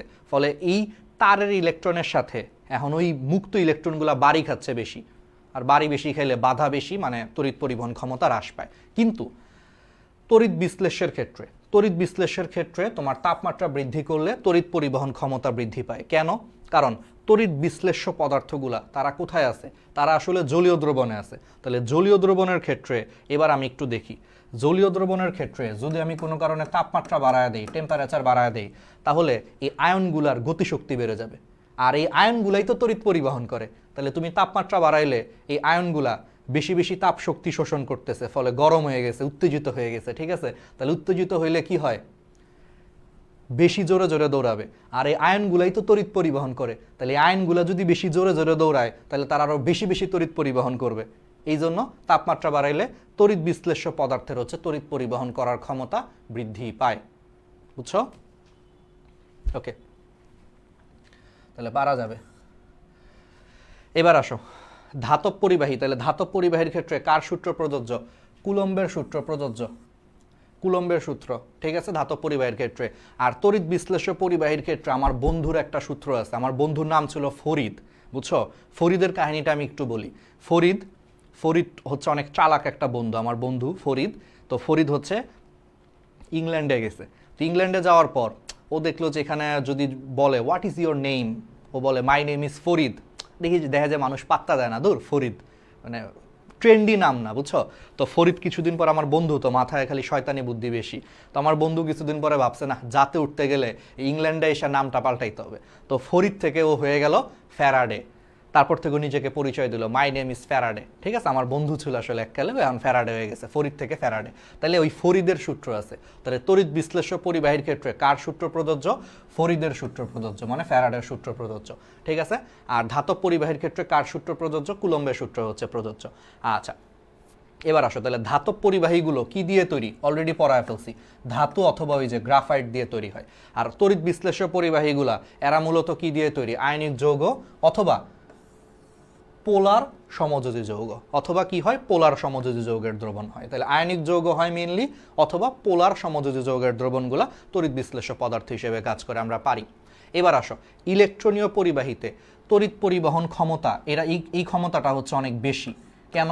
কারণ দেখো, ইলেকট্রনীয় পরিবাহীতে কে তড়িৎ পরিবহন করে? পিচ্ছি পিচ্ছি ইলেকট্রনগুলো তড়িৎ পরিবহন করে। দেখো, কমন সেন্স, যেহেতু ইলেকট্রনীয় পরিবাহীতে এই ছোট ছোট ইলেকট্রনগুলো যেহেতু তড়িৎ পরিবহন করে, ইলেকট্রনের স্পিড কি অনেক বেশি না? কারণ ইলেকট্রন হচ্ছে অনেক পিচ্ছি, তাহলে একটা পিচ্ছি জিনিস অনেক দ্রুত চলাচল করে। তাহলে ইলেকট্রনীয় পরিবাহীতে যেহেতু মুক্ত ইলেকট্রনগুলো তড়িৎ পরিবহন করে, ইলেকট্রনের গতিশক্তি অনেক বেশি। তো ইলেকট্রনের গতিশক্তি অনেক বেশি থাকার কারণে এরা বেশি বেশি তড়িৎ পরিবহন করে। এই জন্য ইলেকট্রনীয় তড়িৎ পরিবহন ক্ষমতাটা বেশি হয়। কার তুলনায় বেশি হয়? তড়িৎ বিশ্লেষ্যের তুলনায় বেশি হয়। কেন? কারণ তড়িৎ বিশ্লেষ্যে কারা তড়িৎ পরিবহন করতেছে? এই আয়নগুলা তড়িৎ পরিবহন করতেছে। আর আয়ন হচ্ছে বুইরা, মুরব্বি, ওই যে মুরব্বি, চলতে পারে না। বুইরা মানে কি? বড়, অনেক বড়। এই যে ধরো এটা সোডিয়াম প্লাস, এর সাইজ হচ্ছে অনেক বড়। এটা মনে করো ক্লোরাইড মাইনাস, এর সাইজ হচ্ছে অনেক বড়। বুইরা বা ওই যে মুরব্বি, মুরব্বি মুরব্বি এরকম আর কি। চলতে পারে না, হাঁটা চলা করতে পারে না, লাঠিতে ভর করে আস্তে আস্তে যায়, তাই না? এগুলো তো সাইজে অনেক বড়, বুঝতেই পারতেছো। তাহলে সাইজে যত বড় হবে সে তত স্লো হয়ে যায়। এই জন্য যেহেতু আয়নগুলা ইলেকট্রনের তুলনায় আয়নগুলা আকারে অনেক বড়, বুইরা মানে মুরব্বি হয়ে গেছে, এই জন্য সে আস্তে আস্তে চলে। আস্তে আস্তে চলে মানে এর তড়িৎ পরিবহন করার ক্ষমতা কম। কিন্তু ইলেকট্রনীয় পদ্ধতিতে এই ছোট্ট ছোট্ট পিচ্ছি পিচ্ছি ইলেকট্রনগুলা, ওই যে সোনামণি, এই সোনামণি, ওই যে এগুলা অনেক দ্রুত চলাচল করতে পারে, এই জন্য এগুলা বেশি বেশি তড়িৎ পরিবহন করে। বুঝছো? ওকে, ইজি জিনিস। তোমাদের যখন বয়স হয়ে যাবে, মুরব্বি হবা, বুইরা হয়ে যাবা, তুমিও হাঁটতে পারবা না ঠিক মতো, স্লো হয়ে যাবে, এটাই হচ্ছে ব্যাপার। তাহলে দেখো তো, এটা আমি পড়ায় ফেলছি না, কিন্তু এই লাইনটা পরীক্ষায় আসবে যে তাপমাত্রা বৃদ্ধিতে ইলেকট্রনীয় পরিবাহীর কি ঘটে। তাহলে অ্যান্সার কি হবে? তাপমাত্রা বৃদ্ধিতে ইলেকট্রনীয় পরিবাহীর তড়িৎ পরিবহন ক্ষমতা কমে যায়। আর তড়িৎ পরিবহন ক্ষমতা কমে যায়, সাথে লিখে রাখো রোধ বেড়ে যায়। ওই যে বলছি বাধা বেশি হয়। বাধা বেশি মানে কি? রোধ বেশি। তাহলে আজকে থেকে দুইটা কথা মনে রাখবা। তার মানে তাপমাত্রা বৃদ্ধিতে ধাতব বা ইলেকট্রনীয় পরিবাহীর তড়িৎ পরিবহন ক্ষমতা কমে যায়, আর বাধা বেশি হয় মানে রোধ বেড়ে যায়। ব্যাস, এটা ফিজিক্সেও কাজে লাগবে। আর কারণ তো আমি বলেই দিছি, এই কারণটাই তোমার মুখে বলে দিছি, শেষ। পরীক্ষায় মেডিকেল পুরো কোপ দিবা। এবার আসো, তড়িৎ বিশ্লেষ্যের পরিবাহিতা। আচ্ছা, পরিবাহিতা মানে কি? কোনো কিছুর ভিতর দিয়ে হচ্ছে তড়িৎ পরিবহন করার ক্ষমতা। তাহলে তড়িৎ পরিবহন করার ক্ষমতাকে হচ্ছে তোমার কি বলা হয়? তড়িৎ পরিবাহিতা হচ্ছে তোমার বলা হয়। আচ্ছা, পরিবাহিতা হচ্ছে রোধের বিপরীত রাশি। ব্যাপারটা কি? ব্যাপারটা হচ্ছে খুব সিম্পল। দেখো, একটা তারের ভিতর দিয়ে বিদ্যুৎ পরিবহন হচ্ছে। এই যে একটা তারের ভিতর দিয়ে বিদ্যুৎ পরিবহন হচ্ছে, এই ক্ষমতাটাই হচ্ছে আসলে কি? এই ক্ষমতাটাই হচ্ছে আসলে পরিবাহিতা। তাইলে পরিবাহিতা কিসের বিপরীত রাশি হবে বলো তো? পরিবাহিতাকে যদি আমি এল ধরি, তাহলে এটা হচ্ছে রোধের বিপরীত রাশি, তাই না? কারণ দেখো, রোধ মানে আসলে কি? রোধ মানে হচ্ছে আসলে বাধা, আর কিছু না। যে তারের মধ্য দিয়ে তড়িৎ চলাচলের সময় যেই বাধা পায়, সেই বাধাকে হচ্ছে রোধ বলে। তাহলে এবার তুমি আমারে বলো, রোধ যত বেশি হবে মানে বাধা যত বেশি হবে, পরিবাহিতা তত কম হবে। কারণ বাধা বেশি, তাহলে তড়িৎ পরিবহন কম হবে, মানে পরিবাহিতা কম। আবার তুমি উল্টাভাবে চিন্তা করো, বাধা যত কম হবে, বাধা কম, ফলে বেশি বেশি তড়িৎ পরিবহন হবে, মানে পরিবাহিতা হচ্ছে বেশি। এই জন্য পরিবাহিতা এবং হচ্ছে রোধ, এই দুইটা হচ্ছে বিপরীত রাশি বা ব্যস্তানুপাতিক সম্পর্ক। বাধা বেশি হইলে তড়িৎ পরিবহন কমে যাবে, আর বাধা কম হইলে তড়িৎ পরিবহন বেড়ে যাবে। তাহলে এগুলো হচ্ছে বিপরীত রাশি। এই জন্য তড়িৎ পরিবাহিতা এটা হচ্ছে রোধের বিপরীত রাশি, অর্থাৎ L = 1/R, যেখানে L হচ্ছে পরিবাহিতা, L হচ্ছে পরিবাহিতা, আর তো বুঝতেই পারতেছো আর হচ্ছে রোধ। এই জন্য পরিবাহিতা এবং রোধ হচ্ছে বিপরীত রাশি। তাহলে বলো তো, পরিবাহিতার একক কি হবে? দেখো, এককটা খুব সিম্পল। তাহলে রোধের একক কি বলো? রোধের একক হচ্ছে ওহম। তাহলে পরিবাহিতা = যদি, বা এখান থেকে দেখো, পরিবাহিতা = যদি 1/R হয়, দেখো আর এর একক কি? ওহম। তাহলে এটার একক হয়ে যাবে 1/ওহম, মানে পার ওহম। এই জন্য পরিবাহিতার একক হচ্ছে পার ওহম। তাহলে পরিবাহিতার একক কি? পার ওহম। এখন এই যে পার ওহম, এই পার ওহমকে আরেকটা একক বলা হয়, এটাকে নাম দিছে সিমেন্স। এটারে কি নাম দিছে? সিমেন্স। এই জন্য পরিবাহিতার দুইটা একক আছে, একটা হচ্ছে রোধের বিপরীত রাশি, এই জন্য পার ওহম বা 1/ওহম, আর এই 1/ওহম বা পার ওহম এটাকে সিমেন্স বলা হয়। এই জন্য পরিবাহিতার একক হচ্ছে পার ওহম অথবা সিমেন্স, পার ওহম অথবা সিমেন্স। ঠিক আছে, তাহলে দেখছো, তাহলে পরিবাহিতার একক হচ্ছে তোমার পার ওহম অথবা সিমেন্স। ঠিক আছে, তাহলে দেখো 1 সিমেন্স ইজ ইকুয়াল টু কত হবে? 1 পার ওহম। কঠিন? তাহলে 1 সিমেন্স ইজ ইকুয়াল টু কত হবে? 1 পার ওহম। দেখছো, পারা যাবে। ওকে, তাহলে এগুলো হচ্ছে আমরা পারবো। আচ্ছা, এই তড়িৎ পরিবাহিতা এটা আসলে কোথায় সবচেয়ে বেশি কাজে লাগে? এই যে তড়িৎ বিশ্লেষ্য পদার্থ আছে না, এই তড়িৎ বিশ্লেষ্য পদার্থের রোধ পরিমাপ করাটা কঠিন। দেখো, তুমি একটা তারের রোধ খুব সহজেই পরিমাপ করতে পারবা, তারের রোধ এটা পরিমাপ করা অনেক ইজি। কিন্তু তড়িৎ বিশ্লেষ্য পদার্থের ক্ষেত্রে খেয়াল করো যে জিনিসটা জলীয় দ্রবণে থাকে, তো জলীয় দ্রবণের রোধ পরিমাপ করাটা একটু কঠিন। সেই ক্ষেত্রে তুলনামূলকভাবে পরিবাহিতা বের করা ইজি। এই জন্য তড়িৎ বিশ্লেষ্য পদার্থের ক্ষেত্রে রোধ ব্যবহার না করে আমরা হচ্ছে পরিবাহিতাটাকে বেশি বেশি ব্যবহার করি, কারণ জলীয় দ্রবণের ক্ষেত্রে রোধ নির্ণয় করাটা কঠিন, পরিবাহিতা নির্ণয় করাটা তুলনামূলক ইজি। এই জন্য তড়িৎ বিশ্লেষ্য পদার্থের ক্ষেত্রে রোধের পরিবর্তে আসলে আমরা ইজি কাজটাই করি, অর্থাৎ পরিবাহিতাই হচ্ছে পরিমাপ করি মেইনলি। বুঝতে পারছো? একদম ক্লিয়ার, কনসেপ্ট ক্লিয়ার যে কেন এই টার্মটা আসছে। কারণ তড়িৎ বিশ্লেষের ক্ষেত্রে রোধ পরিমাপ করাটা কঠিন, জলীয় দ্রবণে থাকে, এটা কঠিন। এর থেকে সহজ হচ্ছে আমার পরিবাহিতা বের করা, এটাই আমরা করি তড়িৎ বিশ্লেষের ক্ষেত্রে। এবার আসো পরিবাহিতা। পরিবাহিতা হচ্ছে 3 প্রকার। কয় প্রকার? 3 প্রকার। ঠিক আছে, একটা হচ্ছে আপেক্ষিক পরিবাহিতা, একটা হইল তুল্য পরিবাহিতা, একটা হচ্ছে মোলার পরিবাহিতা। তাহলে 3 প্রকার, আপেক্ষিক পরিবাহিতা বা স্পেসিফিক কন্ডাক্টেন্স, একটা হচ্ছে তুল্য পরিবাহিতা বা ইকুইভ্যালেন্ট কন্ডাক্টেন্স, আর একটা হচ্ছে মোলার কন্ডাক্টেন্স বা হচ্ছে মোলার পরিবাহিতা। এবার আসো আপেক্ষিক পরিবাহিতা, এটাকে কি দিয়ে প্রকাশ করা হয়? কাপ্পা। কাপ্পাই যে এরকম করে বাঁকানো কে লিখবা, বাঁকানো কে, কাপ্পা। তারপরে আসো তুল্য পরিবাহিতা, এটাকে কি দিয়ে প্রকাশ করা হয়? এই যে এরকম, এটা ল্যামডা। আর আপেক্ষিক মোলার পরিবাহিতাকে ল্যামডা এম দিয়ে প্রকাশ করা হয়, ল্যামডা এম মোলার পরিবাহিতাকে, এম মানে মোলার। ঠিক আছে, তাহলে কাপ্পা দিয়ে আপেক্ষিক পরিবাহিতাকে প্রকাশ করা হয়, ল্যামডা দিয়ে হচ্ছে তুল্য পরিবাহিতাকে প্রকাশ করা হয়, আর ল্যামডা এম দিয়ে হচ্ছে তোমার মোলার পরিবাহিতা বা এটাকে মিউ দিয়েও প্রকাশ করা হয়, ল্যামডা এম বা মিউ। মিউ মানে ওই যে এম মানে মোলার, মনে রাখবা, মোলার পরিবাহিতা। তাহলে 3টা কাকে কি দিয়ে প্রকাশ করা হয় আমাদের পরীক্ষায় লাগবে। এবার আসো আপেক্ষিক পরিবাহিতা কি? আমরা পড়াইছি যে পরিবাহিতা হচ্ছে রোধের বিপরীত রাশি। কিসের বিপরীত রাশি? রোধের বিপরীত রাশি। চলো আমরা একটু চলতরিৎ চ্যাপ্টারে চলে যাই, ফিজিক্সে চলে যাই। ফিজিক্স খুব বাজে একটা সাবজেক্ট, বুঝছো? দুনিয়া সবচেয়ে জঘন্য সাবজেক্ট, দুনিয়ার সব জায়গাতেই ফিজিক্স আছে, বুঝছো? তাহলে এটা কি বাজে সাবজেক্ট না? বাজেই আসলে, তোমাদের জন্য বাজে। তার থেকেও বড় বাজে কি, মেডিকেলে যারা প্রিপারেশন নেয় ম্যাথ, ভাইয়া ম্যাথটা খুব কঠিন লাগে। ঠিক আছে, আমার কিন্তু ম্যাথ সবচেয়ে প্রিয় সাবজেক্ট ছিল। তোমরা কি জানো আমার আসলে এখনও, মানে আগেও না এখনও, আমার হচ্ছে ম্যাথ সবচেয়ে প্রিয় সাবজেক্ট ছিল। কেন জানি না, আমার ম্যাথের প্রতি ছোটোবেলায় একটা সেই লেভেলের আকর্ষণ ছিল যেটা এখনও আছে আসলে। কিন্তু আমি ডাক্তার হয়ে গেছি, আসলে ম্যাথ নিয়ে আর পড়াশোনা করা হয় নাই, কিন্তু আমার ম্যাথের প্রতি আকর্ষণ আছে। আমি এইচএসসিতে 200-তে 200 পাইছিলাম ম্যাথে। যদিও এইচএসসিতে 200-তে 200 পাওয়া ম্যাথে এটা আহামরি কোনো আসলে ক্রেডিটেরও ব্যাপার না, বাট আমি ম্যাথ খুব ভালো লাগতো, প্রচুর ম্যাথ করতাম। ঠিক আছে, তো ম্যাথ সাবজেক্টটা হচ্ছে ভালো, কিন্তু ফিজিক্স হয়েছে কি ম্যাথের মানে একটা বাজে ভার্সন। মানে তুই একটা সাবজেক্ট, তোর মধ্যে এত ম্যাথ কেন? তাহলে তুই ম্যাথই আসলে না। আমার কথা এটা যে তুই একটা সাবজেক্ট, কিন্তু তোর মধ্যে 100%-এর মধ্যে 80% আবার ম্যাথই, তাহলে তুই তো তাহলে এক ধরনের ম্যাথই, ছদ্মবেশী ম্যাথ। তো ফিজিক্সরা আমার সবসময় মনে হতো ছদ্মবেশী ম্যাথ সাবজেক্ট আসলে।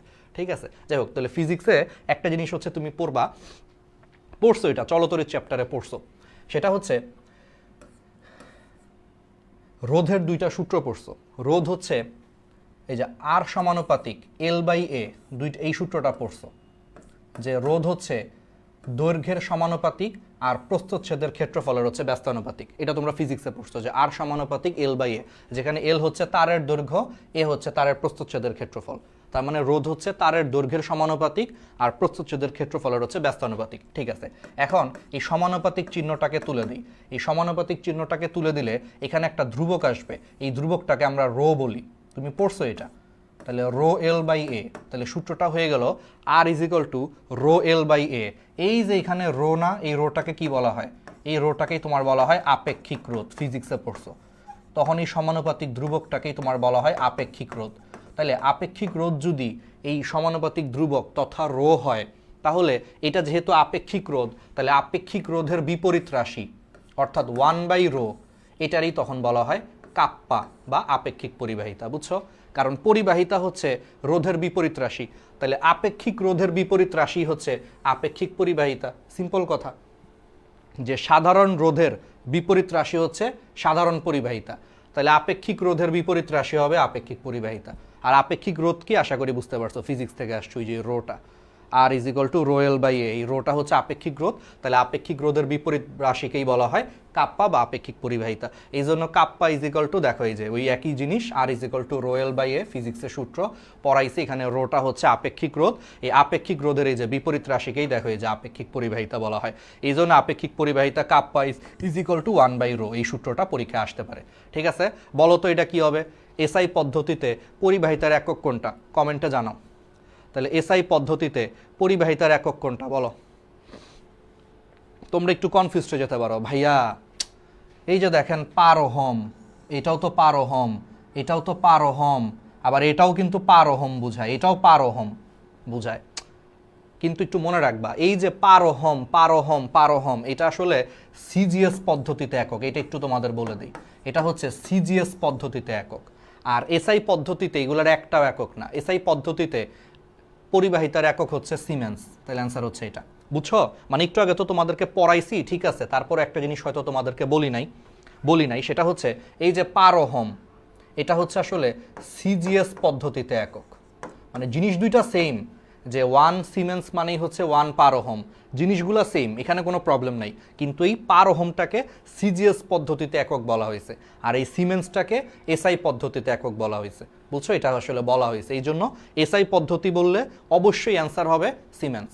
এসআই পদ্ধতিতে তাহলে পরিবাহিতার একক অবশ্যই সিমেন্স।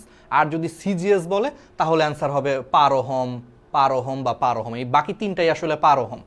বুঝছো? তাহলে এসআই পদ্ধতিতে পরিবাহিতার একক হচ্ছে শুধু সিমেন্স, আর সিজিএস পদ্ধতিতে পরিবাহিতার একক হচ্ছে পার ওহম, আর এমনি 1 siemens is equal to 1 per ohm. ঠিক আছে, বুঝা গেছে? আচ্ছা, এটা মনে রাখার টেকনিক কি দেখো, আমি মনে রাখতাম এসআই পদ্ধতি শুরু হয়েছে কি দিয়ে? এস দিয়ে, তাহলে এসআই পদ্ধতিতে একক মানে এস দিয়ে শুরু, অর্থাৎ সিমেন্স। মনে থাকবে, সহজ জিনিস, এসআই শুরু হয়েছে এস দিয়ে, তাহলে সিমেন্স, অ্যান্সার হচ্ছে সিমেন্স। শেষ, মনে রাখার টেকনিক, আর প্যাচ লাগবে না।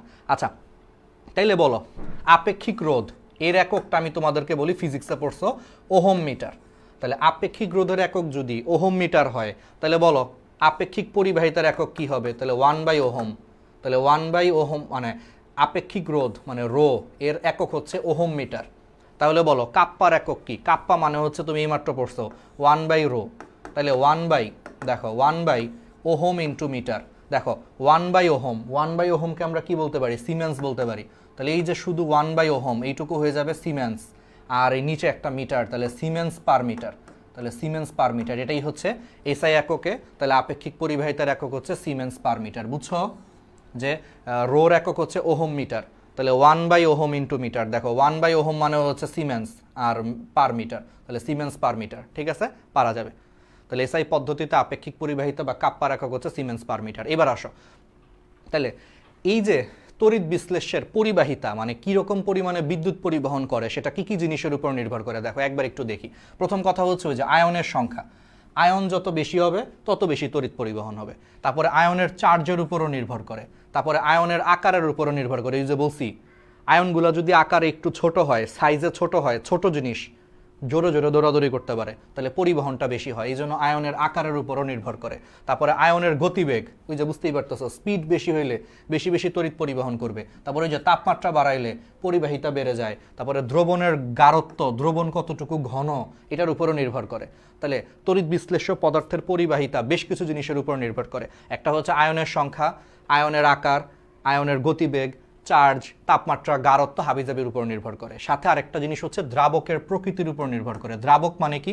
ধরো ওইটা কোন পদার্থের মধ্যে আছে, ধরো পানির মধ্যে আছে, ধরো এখানে পানির মধ্যে আছে, পানির মধ্যে মনে করো তোমার সোডিয়াম আয়ন আছে আর হচ্ছে ক্লোরাইড আয়ন আছে। তাহলে এই যে পানি, ঠিক আছে, তাহলে এই যে এখানে পানি আছে, একটা বাচ্চা কাঁদতেছে, তোমরা কেউ মনোযোগ দিও না, ঠিক আছে, তাহলে এই যে এখানে ধরো এই জিনিসগুলা পানির মধ্যে দ্রবীভূত আছে, তাহলে এখানে পানি হচ্ছে আসলে কি, পানি হচ্ছে আসলে দ্রাবক। ঠিক আছে, তাহলে দ্রাবকের প্রকৃতির উপরও নির্ভর করে।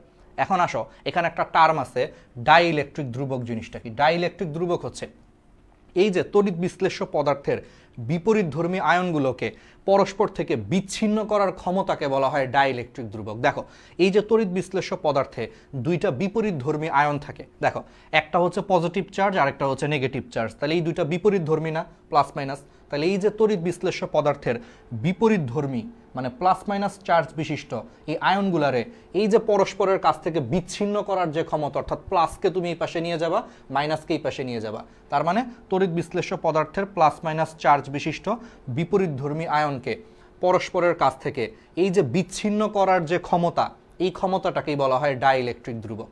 এই ক্ষমতাটা আসলে কার? এই ক্ষমতাটা আসলে দ্রাবকের ক্ষমতা, কারণ এই দ্রাবকই আসলে কি করতেছে, এগুলারে বিচ্ছিন্ন করতেছে।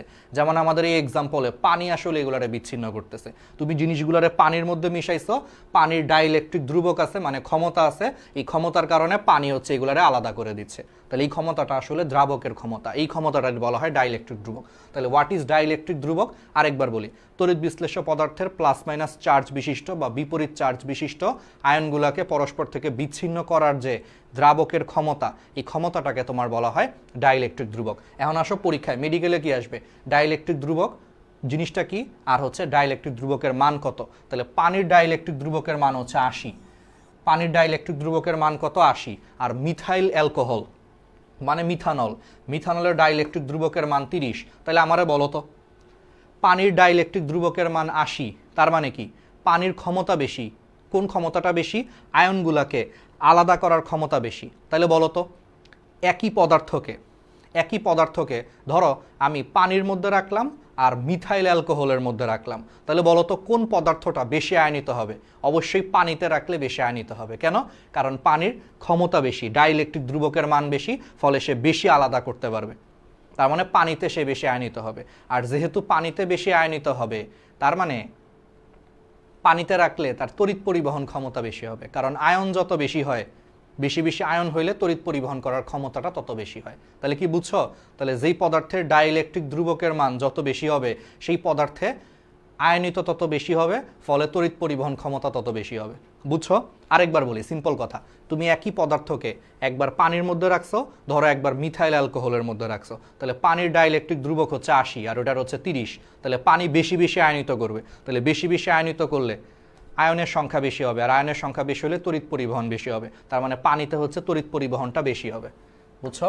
এটা হচ্ছে বেসিক। তার মানে যার ডাইইলেকট্রিক ধ্রুবকের মান যত বেশি, সেখানে তড়িৎ পরিবহন তত বেশি হয়। ঠিক আছে? তাহলে পানির কত?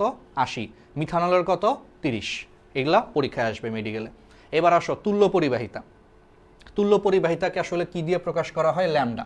এই তুল্য পরিবাহিতা আসলে জিনিসটা কি? তুল্য পরিবাহিতা হচ্ছে 1 গ্রাম তুল্য ভর, অর্থাৎ তড়িৎ বিশ্লেষ্য পদার্থের 1 গ্রাম তুল্য ভর পরিমাণের দ্রবণকে 1 সেন্টিমিটার দূরে থাকা দুটা তড়িৎদ্বারের মধ্যে রাখলে যেই তড়িৎ পরিবহন করে তাকে তুল্য পরিবাহিতা বলে। চলো এটা আমরা একটু হালকা করে একবার দেখি, তাহলে আমাদের কনসেপ্ট ক্লিয়ার হবে। কনসেপ্ট, ধরো এটা একটা তড়িৎদ্বার, এটা মনে করো আরেকটা তড়িৎদ্বার, এটা মনে করো একটা পাত্র।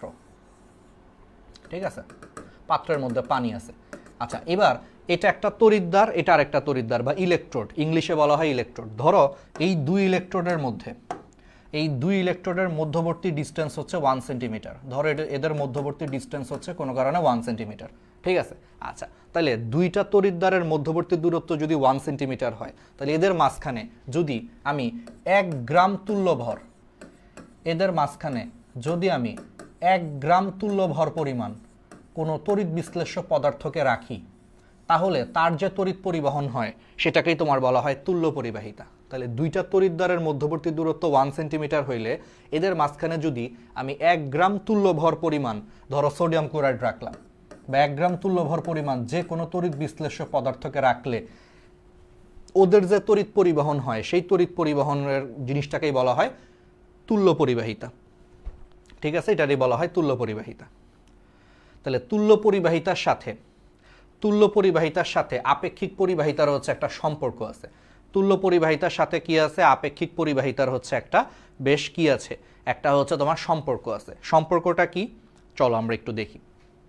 তাহলে বুঝছো যে 1 গ্রাম তুল্যভর পরিমাণ কোনো তড়িৎ বিশ্লেষ্য পদার্থকে 1 সেন্টিমিটার দূরে থাকা দুইটা তড়িৎদ্বারের মধ্যবর্তী দ্রবণের মধ্যে রাখলে যেই পরিমাণে তড়িৎ পরিবহন হয় তাকেই বলা হয় তুল্য পরিবাহিতা। ঠিক আছে, আচ্ছা এবার তুল্য পরিবাহিতা হচ্ছে তোমার ল্যামডা।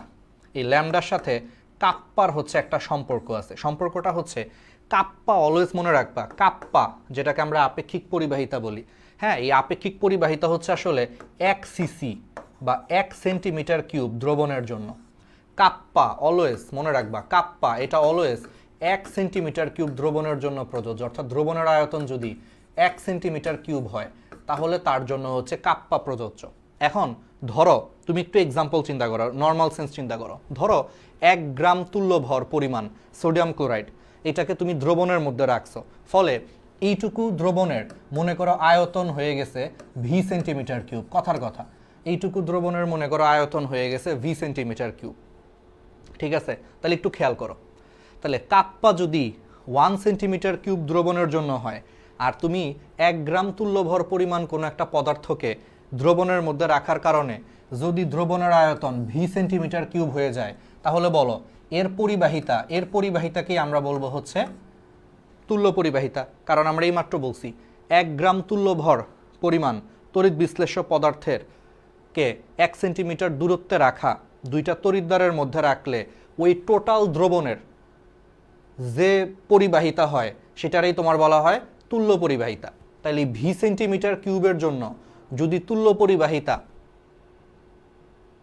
ল্যামডা হয় আর 1 সেন্টিমিটারের জন্য যদি আপেক্ষিক পরিবাহিতা কাপ্পা হয়, তাহলে lambda is equal to kappa into V লেখা যায় না? দেখো তো, কমন সেন্স দেখো, কাপ্পা হচ্ছে 1 সেন্টিমিটার কিউবের জন্য আর এটা হইল আসলে ভি সেন্টিমিটার কিউবের জন্য। তার মানে এটা ইজ ইকুয়াল টু আসলে 1 ইন্টু ভি লেখা যায়। এটাই হচ্ছে আসলে সম্পর্ক বা শর্টকাট জিনিস। ব্যাপারটা কি বুঝছি? আমি এটা আরেকবার রিক্যাপ করি তাহলে বুঝতে ইজি হবে। কাপ্পা হচ্ছে অলওয়েজ 1 সেন্টিমিটার কিউব আয়তনের দ্রবণের জন্য প্রযোজ্য হবে। ব্যাস, এবার আসো। আর তুল্য পরিবাহিতাটা এটা হচ্ছে 1 গ্রাম তুল্যভর পদার্থকে রাখলে সেই দ্রবণের জন্য প্রযোজ্য হবে। এখন 1 গ্রাম তুল্যভর মনে করো কোনো একটা পদার্থকে আমি রাখার পর দ্রবণের আয়তন হয়ে গেছে ভি সেন্টিমিটার কিউব, তাহলে এই ভি সেন্টিমিটার কিউব আয়তনের জন্যই ল্যামডা প্রযোজ্য হবে। তাহলে কাপ্পা যদি 1 এর জন্য প্রযোজ্য হয়, তাহলে এই এক্সাম্পলে ল্যামডা প্রযোজ্য হবে ভি এর জন্য। তাহলে 1কে ভি দিয়ে গুণ করো, অর্থাৎ কাপ্পা ইন্টু ভি করলে তাহলে আলটিমেটলি ল্যামডা পাওয়া যায়। এটাই হচ্ছে বেসিক আসলে, মানে এটা 1 এর জন্য প্রযোজ্য আর এটা হচ্ছে পুরা ভি এর জন্য প্রযোজ্য। এটাই হচ্ছে এদের মধ্যে সম্পর্ক। অর্থাৎ এই কারণে হচ্ছে তোমার দেখো lambda is equal to kappa into V পারা যাবে। তাহলে এগুলো আশা করি হচ্ছে পারা যাবে। ঠিক আছে, ওকে। এবার আসো, এইগুলোই তোমার পরীক্ষায় আসবে। এবার বলো তো তাহলে আপেক্ষিক পরিবাহিতার সূত্র কোনটা? আপেক্ষিক পরিবাহিতার সূত্র কোনটা? আচ্ছা, তুল্যভর এটা আমরা একটু পরে পড়বো। তুল্যভর টপিকটা আমরা একটু পরে পড়বো, এই জন্য এখন আমি বিস্তারিত বলতেছি না যে ভাইয়া 1 গ্রাম তুল্যভর আবার জিনিসটা কি, একটু পরে দেখবা তোমরা। বলো তো তাহলে আপেক্ষিক পরিবাহিতার সূত্র কোনটা? আপেক্ষিক পরিবাহিতা তাহলে কাপ্পা ইজ ইকুয়াল টু 1/ρ, এটা হচ্ছে অ্যান্সার। এইগুলো কিন্তু সলভ করবা, বইয়ের চিপা চুপা দিয়ে যে এমসিকিউ আছে এগুলো সলভ করবে, এগুলো থেকে পরীক্ষায় প্রশ্ন আসবে। এবার আসো মোলার পরিবাহিতা। মোলার পরিবাহিতাও ইজি। আগের বার কি করছিলাম? 1 গ্রাম তুল্যভর পরিমাণ একটা পদার্থকে 1 সেন্টিমিটার দূরত্বে রাখা দুইটা তড়িৎদ্বারের মধ্যবর্তী দ্রবণে রাখার ফলে এই টোটাল দ্রবণের যে পরিবাহিতা হয়েছে তাকে বলা হয়তো তুল্য পরিবাহিতা। এবার আমি 1 গ্রাম তুল্যভর রাখবো না, এবার আমি রাখবো হচ্ছে 1 মোল তড়িৎ বিশ্লেষ্য পদার্থ রাখবো।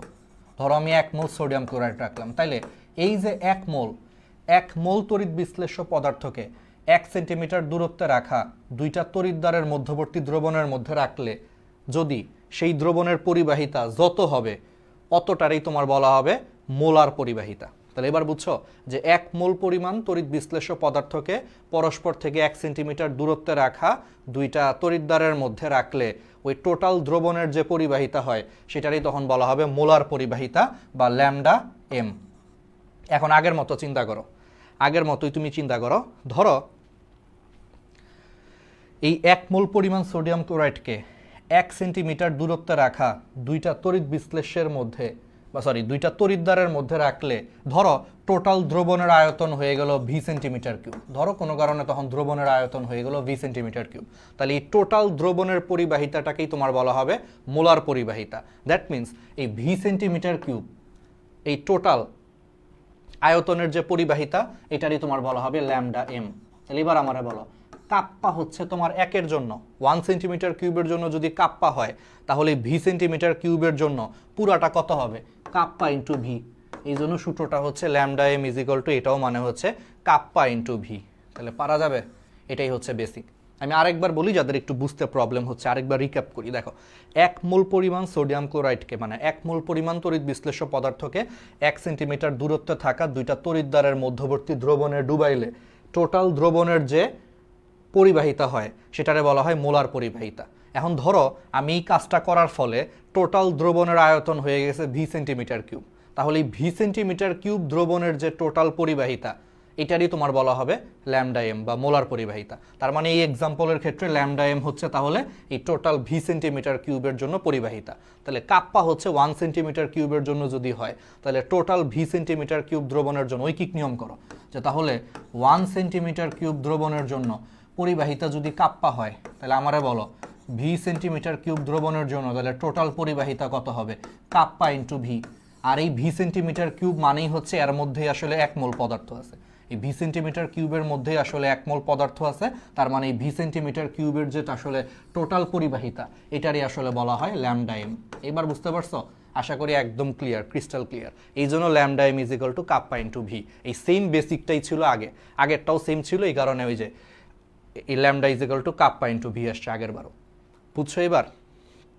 এটা হচ্ছে কাহিনী। ঠিক আছে, তাহলে বাড়া যাবে, তাহলে এগুলো একটু দেখবা। এবার আসো তুল্য পরিবাহিতা আর মোলার পরিবাহিতার কিছু বৈশিষ্ট্য আছে, চলো বৈশিষ্ট্যগুলো একবার দেখি। দেখো তুল্য পরিবাহিতা বা মোলার পরিবাহিতা দুই ক্ষেত্রেই দেখো তড়িৎ বিশ্লেষ্যের পরিমাণটা নির্দিষ্ট, অর্থাৎ আমি 1 মোল তড়িৎ বিশ্লেষ্য নিচ্ছি অথবা 1 গ্রাম তুল্য ভর তড়িৎ বিশ্লেষ্য নিচ্ছি, মানে তড়িৎ বিশ্লেষ্যের পরিমাণটা নির্দিষ্ট কিন্তু আয়তন নির্দিষ্ট না। আমি 1 মোল পরিমাণ সোডিয়াম ক্লোরাইড দ্রবণের মধ্যে রাখলে সেই দ্রবণের আয়তন কত হবে সেটা আমি জানি না, মানে আমি পরিমাণটা নির্দিষ্ট যে আমি 1 মোল নিব, কিন্তু সেটার আয়তন কত হবে 1 মোল নেওয়ার পর দ্রবণের আয়তন কত হবে আমি কিন্তু আয়তনটা জানি না। তার মানে এই ক্ষেত্রে পরিমাণ নির্দিষ্ট কিন্তু দ্রবণের আয়তন হচ্ছে নির্দিষ্ট নয়। আর যেহেতু দ্রবণের আয়তন নির্দিষ্ট নয় তার মানে ঘনমাত্রাও নির্দিষ্ট নয়, কারণ আমরা জানি ঘনমাত্রা বা ঘনত্ব এটা ইজ ইকুয়াল টু হচ্ছে ভর বাই আয়তন। ছোটবেলায় পড়ছি কোনো কিছুর ঘনত্ব বা যে কোনো কিছু এটা হচ্ছে ভর বাই আয়তন। তার মানে এই ক্ষেত্রে ভরটা নির্দিষ্ট, এটা নির্দিষ্ট, ঠিক আছে, কিন্তু আমার আয়তন নির্দিষ্ট না। এটা না হওয়ার কারণে আমরা ঘনত্বটাও নির্দিষ্ট না। তার মানে এবার আয়তন নির্দিষ্ট না হওয়ার কারণে ঘনমাত্রা হচ্ছে নির্দিষ্ট নয়। ওকে, তাহলে এগুলো হচ্ছে আমরা পারবো। কঠিন নাকি সহজ বলো? ইজি না এখন? তাহলে কি কঠিন লাগছে এই জিনিসটা? কঠিন লাগছে? যে দেখো আমি আরেকবার একটু বলি, 1 সেন্টিমিটার কিউবের মানে দ্রবণের আয়তন যদি 1 সেন্টিমিটার কিউব হয় তাহলে তার পরিবাহিতাকে তোমার বলা হয় তুল্য আপেক্ষিক পরিবাহিতা বা কাপ্পা। আর ধরো এখন দ্রবণের আয়তন কোনো কারণে ভি সেন্টিমিটার কিউব হয়ে গেছে তাহলে তার টোটাল পরিবাহিতাকে তোমার বলা হবে কাপ্পা ইন্টু ভি। আবার ধরো এই ভি সেন্টিমিটার কিউব দ্রবণের মধ্যেই মনে করে 1 মোল আছে, তাহলে 1 মোল যদি এর মধ্যে থাকে তাহলে এই টোটাল দ্রবণের পরিবাহিতাকেই তখন আবার বলা হবে মোলার পরিবাহিতা। তার মানে ভি সেন্টিমিটার কিউবের পরিবাহিতাই হয়ে যাবে ল্যামডা এম বা মোলার পরিবাহিতা। তার মানে মোলার পরিবাহিতা is equal to kappa into V হবে তখন, কারণ এই ভি সেন্টিমিটার কিউবের পরিবাহিতা হচ্ছে কাপ্পা ইন্টু ভি, তাহলে এটাই তখন হয়ে যাবে মোলার পরিবাহিতা ল্যামডা এম। এইভাবে সূত্রগুলো আসছে, আশা করি ক্লিয়ার। ওকে, তাহলে এইগুলো তোমার লাগবে না, অসীম লঘুতা, এগুলো প্র্যাকটিক্যালের জিনিসপত্র, স্কিপ। মেডিকেলি জিনিসগুলো খুব ভালো লাগে যে এগুলো লাগবে না, এটা একটু স্কিপ করবা, খুব ভালোই লাগে আসলে এগুলো বলতে। আচ্ছা, তারপর আমি তোমাদেরকে বলে দিই মৃদু তড়িৎ বিশ্লেষ্য পদার্থ, যে বলছি দুর্বল অ্যাসিড, দুর্বল ক্ষার, এগুলো হচ্ছে মৃদু তড়িৎ বিশ্লেষ্য বা দুর্বল তড়িৎ বিশ্লেষ্য পদার্থ, তার মানে জৈব অ্যাসিডগুলা, ঠিক আছে? ওকে, এবার আসো তীব্র তড়িৎ বিশ্লেষ্য পদার্থ, এটার এক্সাম্পল হচ্ছে সোডিয়াম ক্লোরাইড। তাহলে সোডিয়াম ক্লোরাইডের দ্রবণ হচ্ছে তোমার তীব্র তড়িৎ বিশ্লেষ্য, ঠিক আছে? বুঝতেই পারতেছিল, পড়াইছি আমি তোমাদেরকে। আর মৃদু তড়িৎ বিশ্লেষ্য হচ্ছে তোমার দেখো দুর্বল অ্যাসিড, দুর্বল ক্ষার। এবার আসো কোষ ধ্রুবক কি, পরীক্ষায় আসতে পারে। কোষ ধ্রুবক, কোষ ধ্রুবক হচ্ছে ধরো দুইটা তড়িৎদ্বারের মধ্যবর্তী দূরত্ব যদি এল হয় এবং তড়িৎদ্বারের যদি ক্ষেত্রফল যদি এ হয়, এল বাই এ, এই অনুপাতটাকে তোমার বলা হয় কোষ ধ্রুবক। এক্সাম্পলে চলে যাই, ধরো আমি আরেকটা স্লাইড দিই। ধরো এটা একটা তড়িৎদ্বার বা ইলেকট্রোড, এটা হচ্ছে আরেকটা তড়িৎদ্বার বা ইলেকট্রোড। এখন ধরো এই তড়িৎদ্বার দুইটার মধ্যবর্তী দূরত্ব মনে করো এল, এদের মধ্যবর্তী দূরত্ব হচ্ছে এল।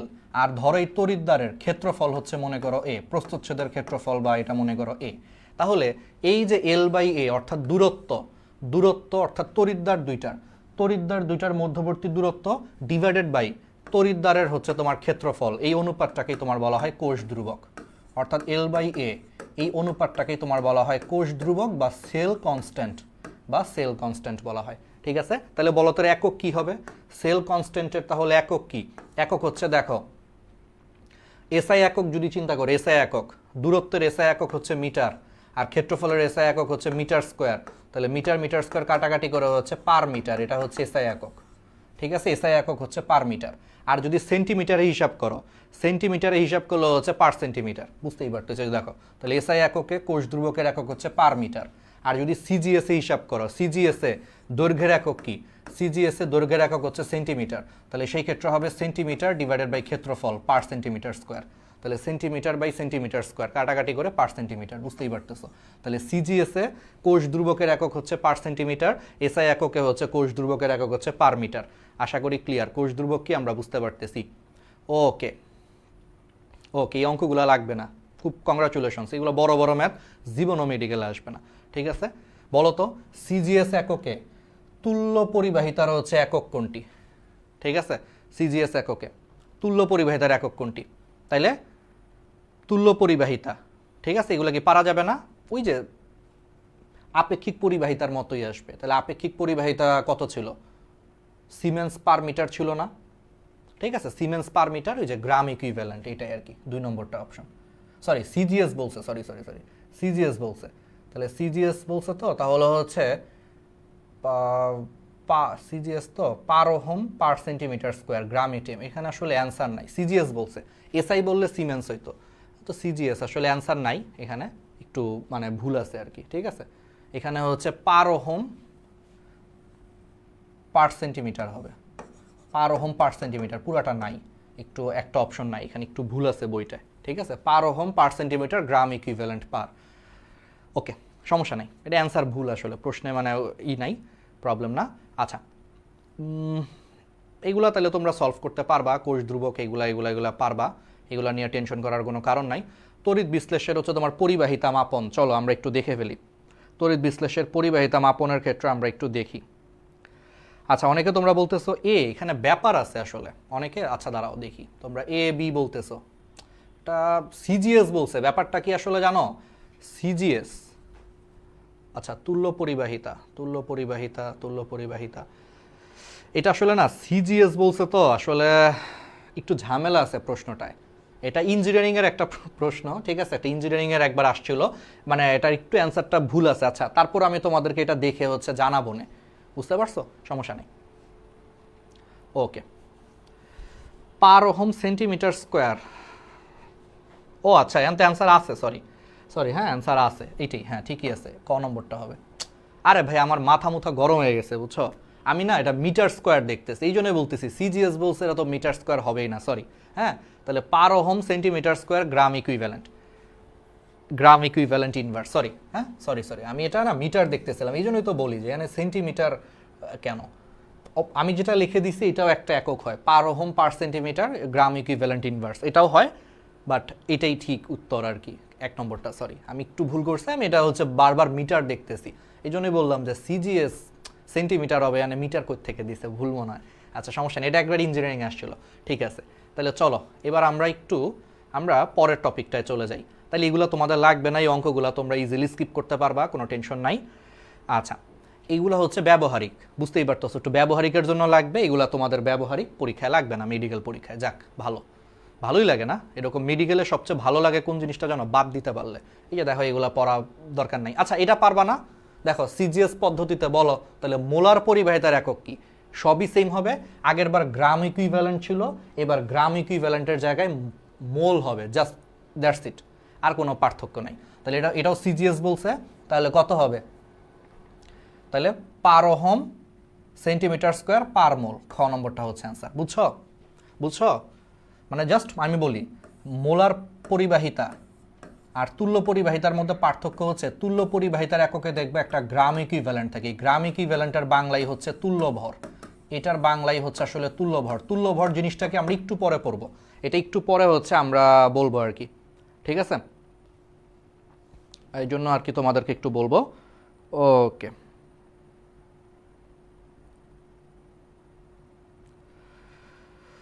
ও আচ্ছা, পার ওহম সেন্টিমিটার স্কোয়ার পার মোল। আচ্ছা 1 মিনিট।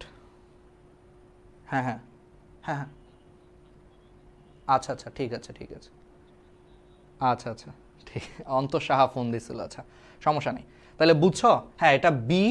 আচ্ছা ডিও সেম, তোমরা অনেকে বলতেছো বিডি সেম, আচ্ছা এটাও তো সেম, হ্যাঁ ঠিকই আছে, এগুলো সেম, দুইটাই সেম অপশন, দেখো সেম অপশন, তো অ্যান্সার সেমই হবে। তাহলে মনে রাখবা গ্রাম ইকুইভ্যালেন্ট মানে হচ্ছে তুল্য ভর, আর এটাকে মোলে নিয়ে গেলে হচ্ছে মানে মানে জাস্ট মনে রাখবা যে তুল্য পরিবাহিতা আর হচ্ছে মোলার পরিবাহিতা, এই দুইটার মধ্যে পার্থক্য হচ্ছে তুল্য পরিবাহিতাতেই যে গ্রাম ইকুইভ্যালেন্ট অথবা তুল্য ভর এই জিনিসটা থাকবে, আর মোলার পরিবাহিতাতে তো বুঝতেই পারতেছো গ্রাম ইকুইভ্যালেন্টের জায়গায় মোল থাকবে, জাস্ট একই জিনিস। তাহলে এটা পার মোল হবে এককটা, তাহলে পার ওহম সেন্টিমিটার স্কোয়ার পার মোল। অ্যান্সার হচ্ছে খ এবং ঘ দুইটাই একই জিনিস, ঠিক আছে? এইবার আসো এই যে তোমাদের তুল্য ভর, এতক্ষণ আমরা পড়তেছিলাম গ্রাম ইকুইভ্যালেন্ট বা তুল্য ভর জিনিসটা কি, চলো আমরা একটু দেখি। তাহলে এবার আসো এই যে গ্রাম ইকুইভ্যালেন্ট বা এটাকে বাংলায় বলা হয় তুল্য ভর জিনিসটা কি আসলে? এটার জিনিসটা হচ্ছে আসলে খুব সিম্পল। জিনিসটা হইল ক্যাটায়নের চার্জ সংখ্যা দিয়ে ভাগ করবা কোনো কিছুর হচ্ছে তোমার আণবিক ভরকে, কোনো একটা পদার্থের আণবিক ভরকে তার ক্যাটায়নের চার্জ সংখ্যা দিয়ে ভাগ করলে হচ্ছে আসলে গ্রাম ইকুইভ্যালেন্ট বা তুল্য ভর পাওয়া যায়। যেমন একটা এক্সাম্পল দিই, দেখো সোডিয়াম কার্বনেট Na2CO3, বলো তো এর আণবিক ভর কত? এর আণবিক ভর কত? দেখো সোডিয়ামের হচ্ছে 23, তাহলে 23 দুগুণে 46, এটা হচ্ছে 12, 46 যোগ 12, আর এখানে হচ্ছে 16, 3 16 48, তাহলে 3 16 48 প্লাস 12 মানে 60, আর 23 দুগুণে হচ্ছে 46, তাহলে 60 আর 46 যোগ করলে হচ্ছে কত হয়? 106। তাহলে সোডিয়াম কার্বনেটের আণবিক ভর হচ্ছে 106। তাহলে আমরা কি বলছি? কোনো কিছুর আণবিক ভরকে তার ক্যাটায়নের চার্জ সংখ্যা দিয়ে ভাগ করতে হবে। তাহলে এখানে কয়টা ক্যাটায়ন আছে? দুইটা ক্যাটায়ন আছে, দেখো প্রত্যেকটা ক্যাটায়নের চার্জ হচ্ছে Na+, সোডিয়াম মানে Na+, তাহলে দুইটা আছে, তাহলে দুইটা সোডিয়ামের টোটাল চার্জ কত? 2+, তাহলে ক্যাটায়নের চার্জ সংখ্যা হচ্ছে এখানে 2, 2 দিয়ে ভাগ করো কত হয়? 106কে 2 দিয়ে ভাগ করলে 53, তাহলে এই 53 গ্রামকেই তোমার বলা হবে সোডিয়াম কার্বনেটের তুল্য ভর। তাহলে সোডিয়াম কার্বনেটের তুল্য ভর হচ্ছে 53। তাহলে তুল্য ভর বের করার সূত্র কি বুঝছো?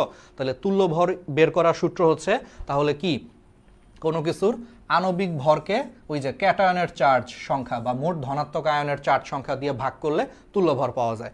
এই কারণে সোডিয়াম কার্বনেটের তুল্য ভর হচ্ছে যে 106 ডিভাইডেড বাই 2 মানে 53। তাহলে বলো তো, তাহলে অ্যালুমিনিয়াম সালফেটের তাহলে তুল্য ভর কত আসবে বলো তো? অ্যালুমিনিয়াম সালফেটের তাহলে তুল্য ভর কত আসবে? আশা করি এটা তোমরা পারবা। অ্যালুমিনিয়াম সালফেটের তোমরা আণবিক ভর বের করবা, পারবা। আবার এটাকে কি দিয়ে ভাগ করবা? ক্যাটায়নের চার্জ সংখ্যা দিয়ে ভাগ করবা। তো অ্যালুমিনিয়ামের চার্জ কত? 3+। তো এখানে কয়টা অ্যালুমিনিয়াম আছে? দুইটা, তাহলে দুইটা মিলায় কত হবে? 6। তাহলে টোটাল আণবিক ভরকে 6 দিয়ে ভাগ করবা। বুঝাইতে পারছি? তাহলে আমারে বলো তো, আমার একটু বলো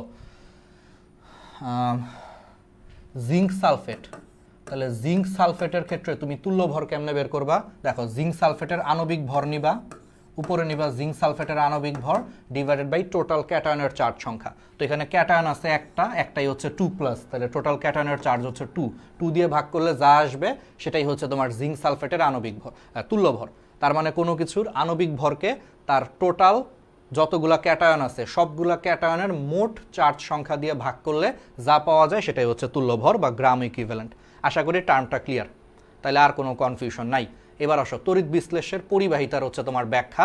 আচ্ছা তড়িৎ বিশ্লেষ্য পদার্থ কেন তড়িৎ পরিবহন করে এটা তোমাদেরকে পড়াইছি না? এই যে জলীয় দ্রবণে তুমি যখন সোডিয়াম ক্লোরাইডকে রাখবা তখন সোডিয়াম ক্লোরাইড ভেঙে যাবে, ভেঙে যে সোডিয়াম আয়ন আলাদা হয়ে যাবে, ক্লোরাইড আয়ন আলাদা হয়ে যাবে। তারপরে কি করবে? সোডিয়াম আয়ন ইলেকট্রন গ্রহণ করবে আর ক্লোরাইড হচ্ছে ইলেকট্রন ত্যাগ করবে, এবং এর মাধ্যমেই ক্যাটায়ন এবং অ্যানায়নগুলাই, এই আয়নগুলাই কি করবে? তড়িৎ পরিবহন করবে। তোমরা জানো, পড়ায় দিছে এগুলা। এই যে দেখো সোডিয়াম কি করবে? দেখো এই যে ইলেকট্রন গ্রহণ করে সোডিয়াম ধাতুতে পরিণত হবে, আর ক্লোরাইড কি করবে? এই জিকটাকে পড়াইছি, ইলেকট্রন ত্যাগ করে হচ্ছে ক্লোরিন পরমাণুতে হচ্ছে কনভার্ট হয়ে যাবে। ঠিক আছে, এইবার আসো ক্যাটায়ন কাকে বলে, অ্যানায়ন কাকে বলে। ক্যাটায়ন হচ্ছে বুঝতেই পারতেছো পজিটিভ চার্জ, যেমন সোডিয়াম প্লাস, এটা হচ্ছে ক্যাটা। আর অ্যানায়ন কাকে বলে? অ্যানায়ন হচ্ছে নেগেটিভ চার্জগুলোকে হচ্ছে অ্যানায়ন বলে, যেমন Cl-।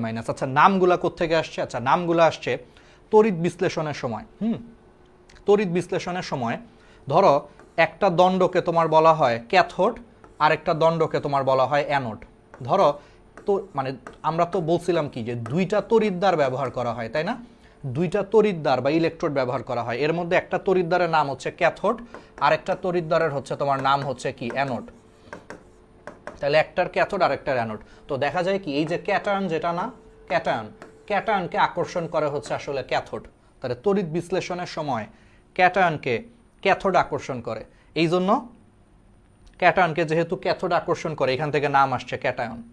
আর অ্যানায়নকে কে আকর্ষণ করে? অ্যানায়নকে আকর্ষণ করে হচ্ছে অ্যানোড। তাহলে তড়িৎ বিশ্লেষণের সময় ক্যাটায়নকে ক্যাথোড আকর্ষণ করে, এই জন্য এটা নাম দিছে ক্যাটায়ন। আর তড়িৎ বিশ্লেষণের সময় অ্যানায়নকে অ্যানোড হচ্ছে আকর্ষণ করে, এই জন্য অ্যানায়নের মানে অ্যানোড থেকে নামটা আসছে অ্যানায়ন। আশা করি এগুলা ক্লিয়ার, তোমরা এগুলা পারবা। আর অলওয়েজ মাথায় রাখবা অ্যানোডে জারণ হয়, ক্যাথোডে বিজারণ হয়। কেন? দেখো ক্যাথোডে কি করে, দেখো এটা হচ্ছে ক্যাটায়ন, ক্যাটায়ন হচ্ছে ইলেকট্রন গ্রহণ করতেছে। ইলেকট্রন গ্রহণ করা মানে কি বলো?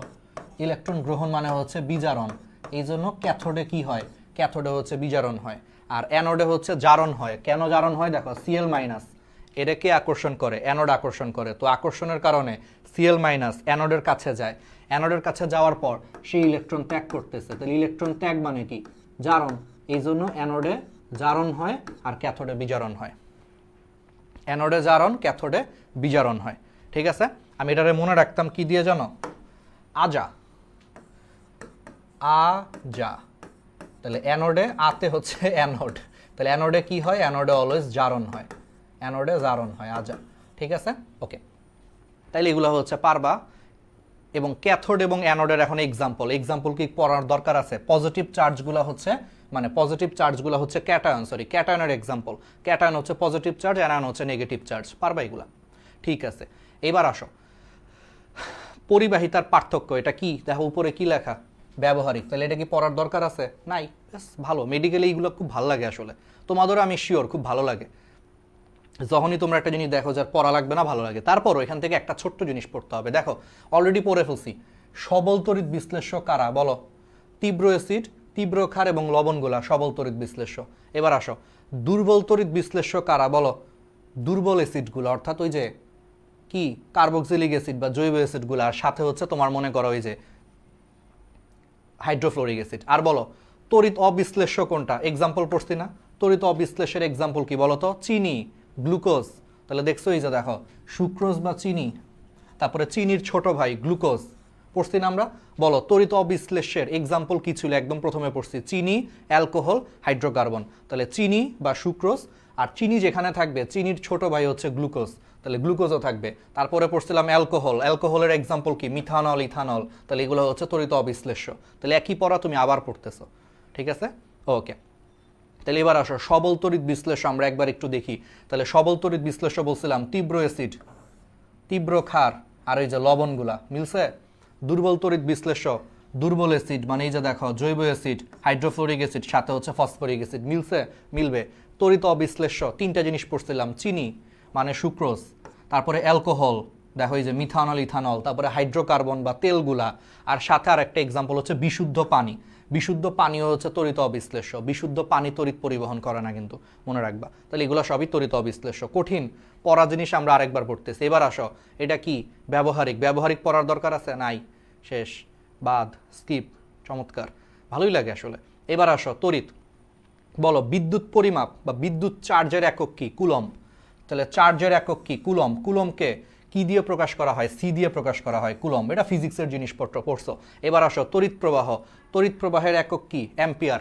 একবার করে দেখা যায় অ্যাম্পিয়ার। অ্যাম্পিয়ারকে কি দিয়ে প্রকাশ করা হয়? এ দিয়ে প্রকাশ করা হয় অ্যাম্পিয়ারকে। আচ্ছা, এবার আসো চার্জ। তাহলে চার্জের একক হচ্ছে তোমার কুলম্ব।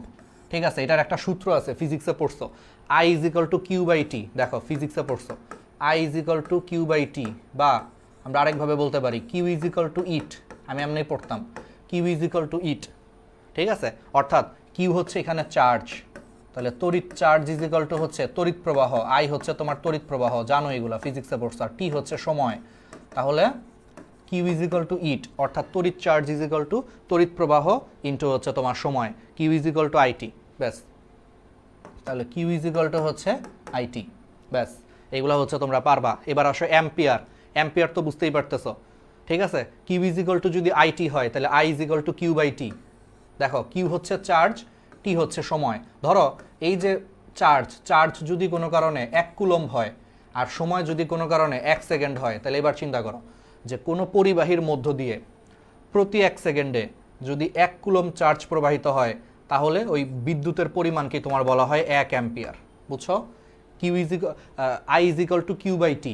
ধরো এখন চার্জের পরিমাণ হচ্ছে 1 কুলম্ব, সময় হচ্ছে 1 সেকেন্ড, তাহলে কোনো পরিবাহীর মধ্য দিয়ে 1 সেকেন্ডে যদি 1 কুলম্ব চার্জ প্রবাহিত হয়, তাহলে সেই বিদ্যুৎকেই তোমার বলা হয় 1 অ্যাম্পিয়ার।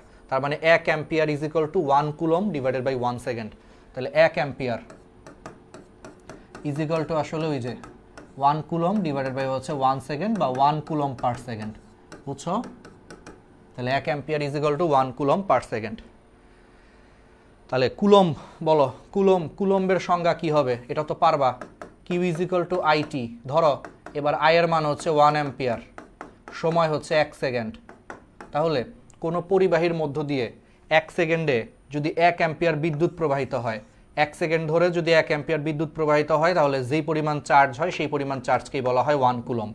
তার মানে 1 coulomb is equal to 1 ampere into 1 second. Just মান বসায় দিচ্ছি আমরা।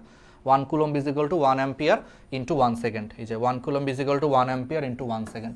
ঠিক আছে, সহজ জিনিস এগুলা। ওকে, এবার আসো তড়িৎ পরিমাণ অর্থাৎ তড়িৎ চার্জের ক্ষুদ্রতম একক হচ্ছে তোমার কুলম্ব। তাহলে তড়িৎ চার্জের সবচেয়ে ক্ষুদ্রতম একক হচ্ছে কুলম্ব আর সবচেয়ে বৃহত্তম একক হচ্ছে তোমার ফ্যারাডে। ঠিক আছে, আচ্ছা তাহলে 1 মোল পরিমাণ যে ইলেকট্রনের চার্জ, তাহলে 1 মোল পরিমাণ ইলেকট্রনের চার্জকে তোমার হচ্ছে 96,500 কুলম্ব বলা হয়। এই 96,500 কুলম্বকেই তোমার বলা হয় 1 ফ্যারাডে। মানে ব্যাপারটা হচ্ছে এরকম সিম্পল। দেখো ধরো একটা সিঙ্গেল ইলেকট্রনের চার্জ কত বলো? 1.6 ইন্টু 10 টু দি পাওয়ার হচ্ছে -19 কুলম্ব, তাই না?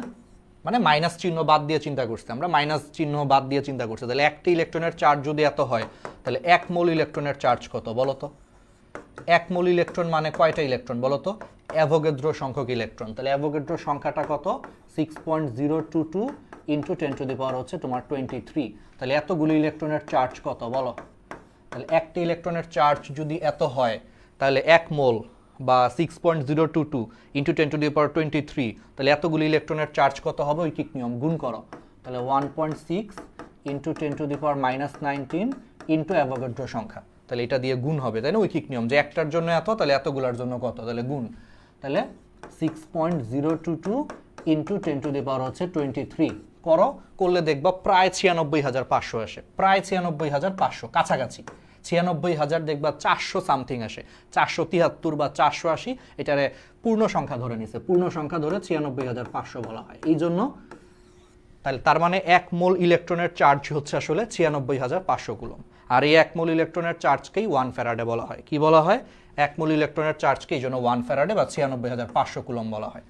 ঠিক আছে, এবার আসো বিভব। ভাই বিভব জিনিসটা কি? সারা জীবন মনে রাখবা, বিভব বলতে আসলে কাজ বোঝায়। বিভব বলতে আসলে কি বোঝায়? বিভব বলতে আসলে কাজ বোঝায়। বিভব জিনিসটাকে আমি জাস্ট এক লাইনে তোমাদেরকে বলে দিই কনসেপ্ট। ধরো এটা একটা চার্জ যুক্ত বস্তু, ধরো এটা একটা চার্জ যুক্ত বস্তু। তাহলে এই চার্জ যুক্ত বস্তুর জন্য তার চারপাশে একটা এরিয়া জুড়ে তার প্রভাব বিদ্যমান থাকে। ধরো এটা একটা চার্জ যুক্ত বস্তু, তাহলে এই চার্জ যুক্ত বস্তুর কারণে এইটুকু অঞ্চল জুড়ে তার একটা প্রভাব বিদ্যমান থাকে। ঠিক আছে, এখন বাইরে থেকে মনে করো 1 কুলম্ব পরিমাণ ধনাত্মক চার্জকে, মানে এই এরিয়ার বাইরে, এই এরিয়ারে কি বলে বলো তো? এই এরিয়াটুকুকে তোমার বলা হয় তড়িৎ ক্ষেত্র। এটা আমরা ফিজিক্সে পড়ছি যে কোনো একটা চার্জ যুক্ত বস্তুর চারপাশে যতটুকু অঞ্চল জুড়ে তার প্রভাব বিদ্যমান থাকে, ওই অঞ্চলটুকুকে বলা হয় তার তড়িৎ ক্ষেত্র। তাহলে এটা একটা তড়িৎ ক্ষেত্র। এখন তড়িৎ ক্ষেত্রের বাইরের কোনো বিন্দু থেকে, তাহলে এটা কি তড়িৎ ক্ষেত্রের বাইরে? ধরো এই বিন্দুটা হচ্ছে তড়িৎ ক্ষেত্রের বাইরে।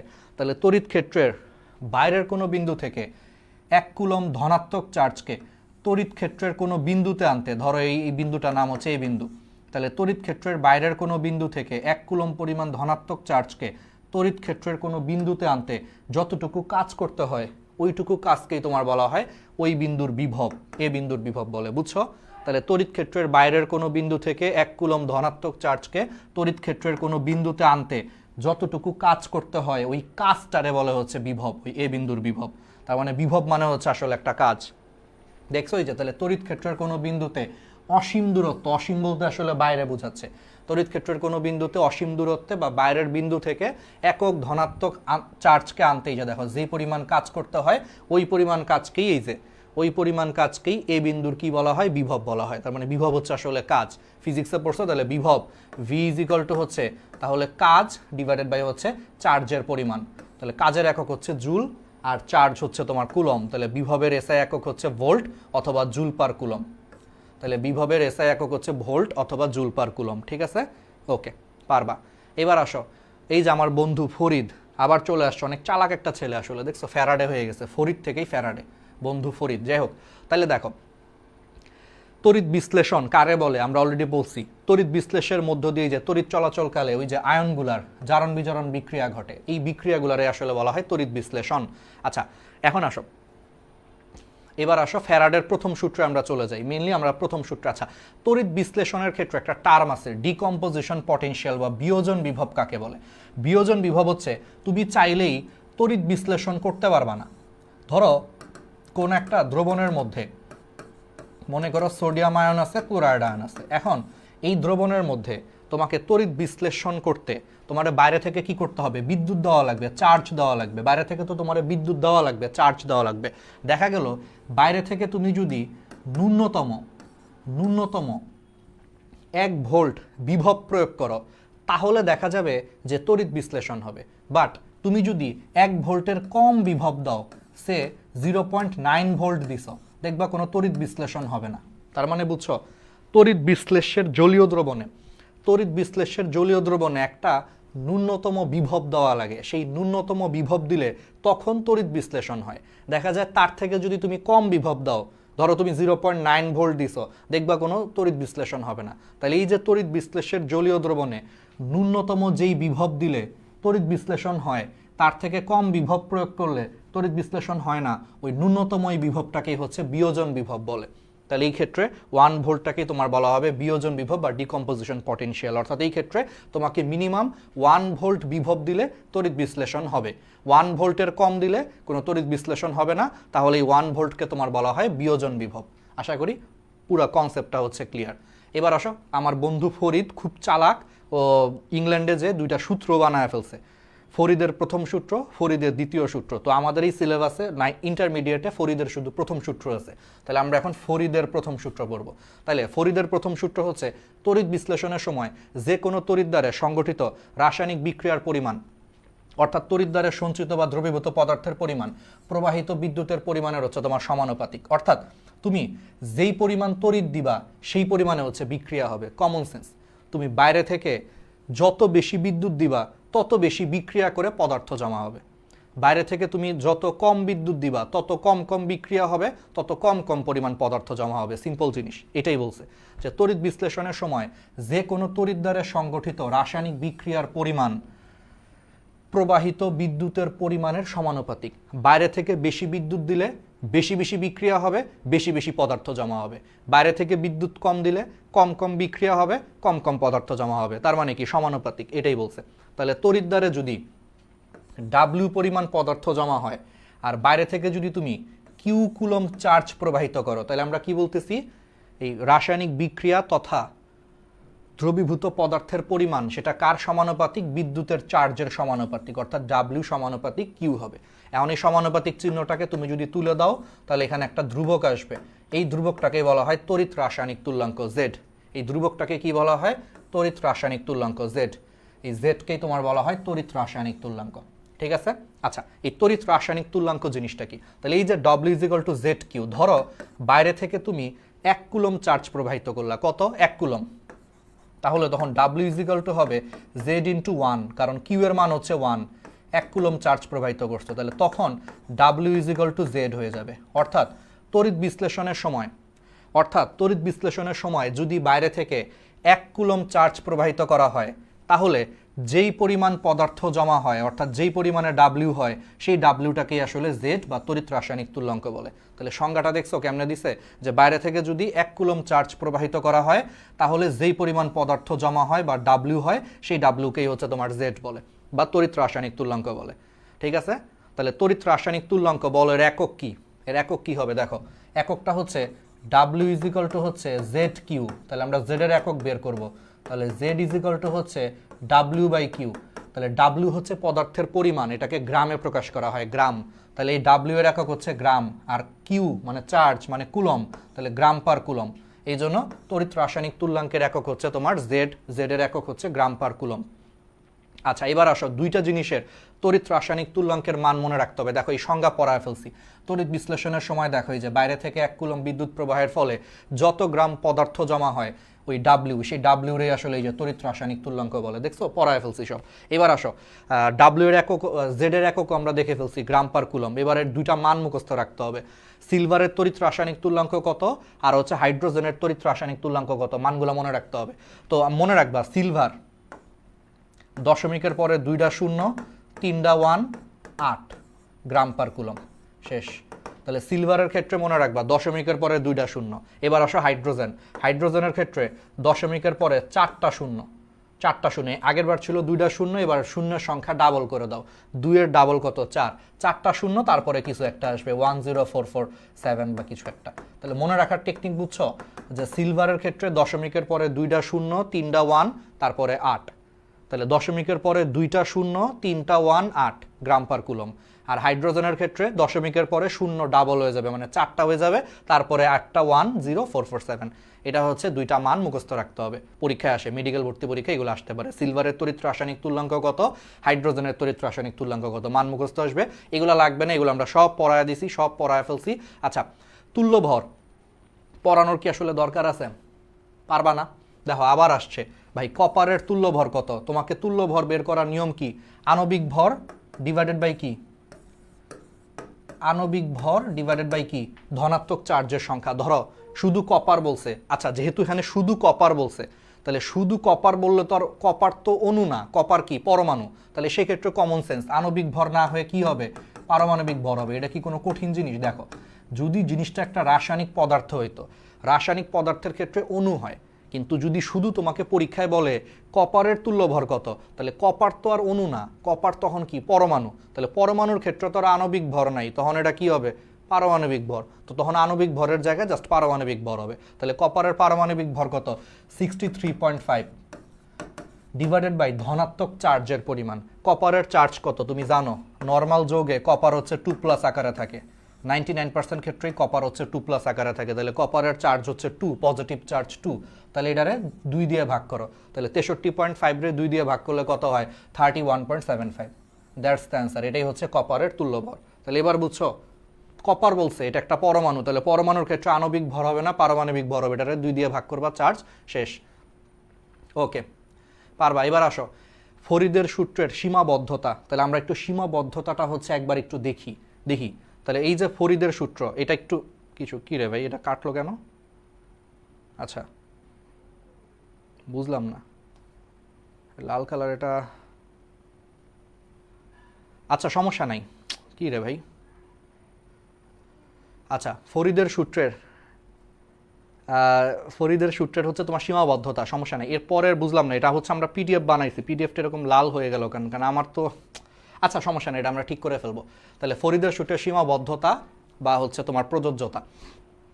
ওকে, তো এখানে প্রথমে আমাদেরকে যেটা করা লাগবে সেটা হচ্ছে, তো প্রথমে আসো তাহলে ফ্যারাডের সূত্র বা ফরিদের সূত্র তড়িৎ বিশ্লেষ্য দ্রবণের ক্ষেত্রে হচ্ছে তোমার প্রযোজ্য। ঠিক আছে, তাহলে এটা কিসের ক্ষেত্রে প্রযোজ্য? তড়িৎ বিশ্লেষ্য দ্রবণ এবং গলিত তড়িৎ বিশ্লেষের ক্ষেত্রে হচ্ছে প্রযোজ্য।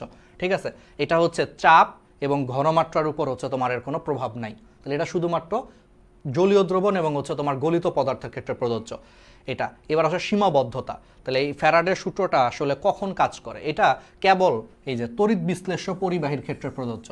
ফরিদ কিন্তু কখনো ইলেকট্রনীয় পরিবাহীর ক্ষেত্রে কাজ করে না। তাহলে এটা কার ক্ষেত্রে কাজ করে না? ইলেকট্রনীয় পরিবাহীর ক্ষেত্রে হচ্ছে এটা কখনোই হচ্ছে কাজ করে না, কারণ এই ক্ষেত্রে হচ্ছে জারণ বিজারণ হয় না। তারপরে শতভাগ পদ্ধতিতে যদি তড়িৎ বিশ্লেষণ হয় সেখানেই শুধুমাত্র ফরিদের সূত্র কাজ করবে। যদি একাধিক তড়িৎ বিশ্লেষণ হয়, একাধিক তড়িৎ বিশ্লেষণ হইলে সেই ক্ষেত্রে হচ্ছে ফরিদের সূত্র হচ্ছে কাজ করবে না। তাহলে বুঝছো, তাহলে ফরিদের সূত্র কেবলমাত্র হচ্ছে শতভাগ তড়িৎ বিশ্লেষণের ক্ষেত্রেই প্রযোজ্য, ইলেকট্রনীয় পরিবাহীর ক্ষেত্রে প্রযোজ্য না। আবার শর্ত হচ্ছে এখানে 100% তড়িৎ বিশ্লেষণ হইতে হবে। যদি 100% না হয় তাহলে 100% কাজ করবে না। আবার যদি কোনো তড়িৎ বিশ্লেষণ সময় একের বেশি জারণ বিজারণ হয়, অর্থাৎ একটা জারণ বিজারণ না হয়ে যদি একের বেশি জারণ বিজারণ হয়, তাহলে কিন্তু গণনার ক্ষেত্রে হচ্ছে ত্রুটি হবে। আচ্ছা, এখন আসো এখানে যে পিডিএফগুলো, এটা আমরা আসলে ট্যাব থেকে দাগাইছি। হ্যাঁ, আমার ট্যাবে না সব ঠিক ছিল, কিন্তু এটা বোর্ডে নেওয়ার পর হঠাৎ করে দেখলাম লাল কালার হয়ে গেছে, মানে দাগগুলাই বেশি গাঢ় হয়ে গেছে, কিন্তু আমার এখানে আবার ঠিক আছে, আমি এটা বুঝলাম না।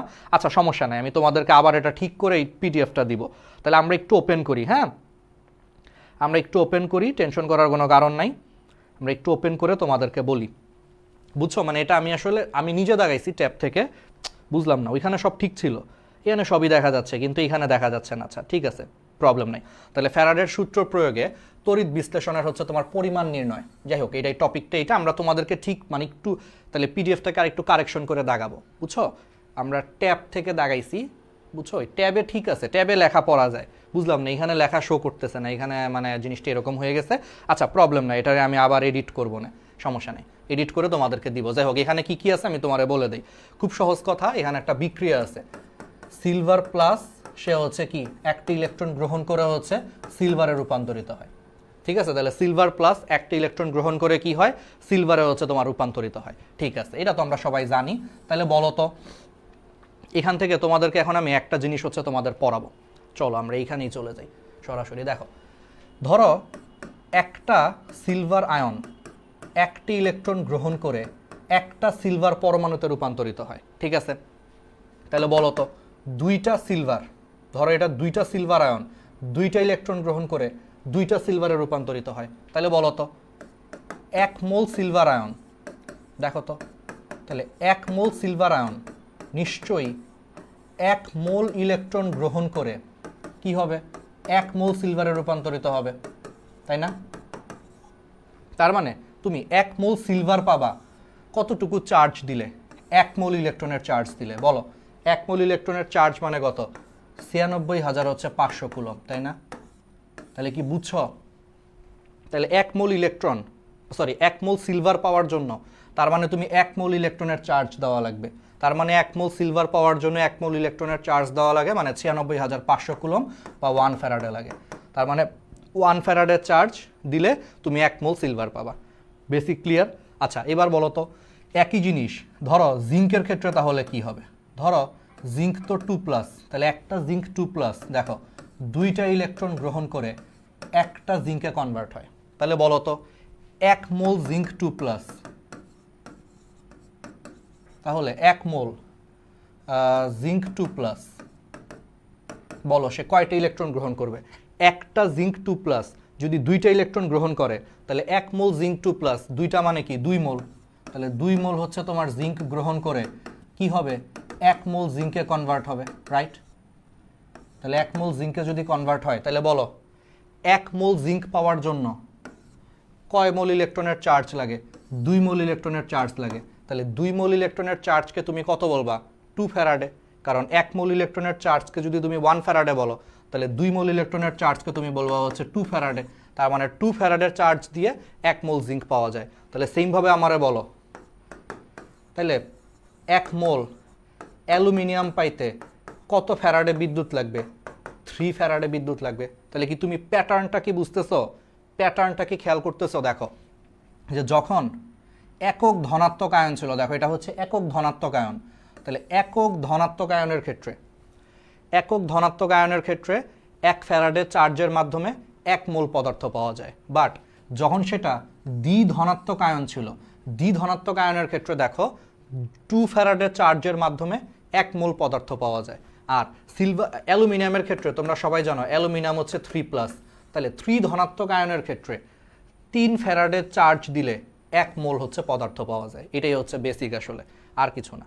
এইগুলোই আসলে এখানে ছিল, যা একটু আনএক্সপেক্টেডলি আমাদের এটা বুঝলাম না, এটা আসলে একটু এখানে কেটে গেছে। যাই হোক, এটা হচ্ছে অ্যাভোগাড্রো সংখ্যা। অ্যাভোগাড্রো সংখ্যা কত? 6.022 × 10⁻23। তোমাদের সামনে বই আছে না, একটু বইটা খুলো, বইটা খুলেই বুঝবা।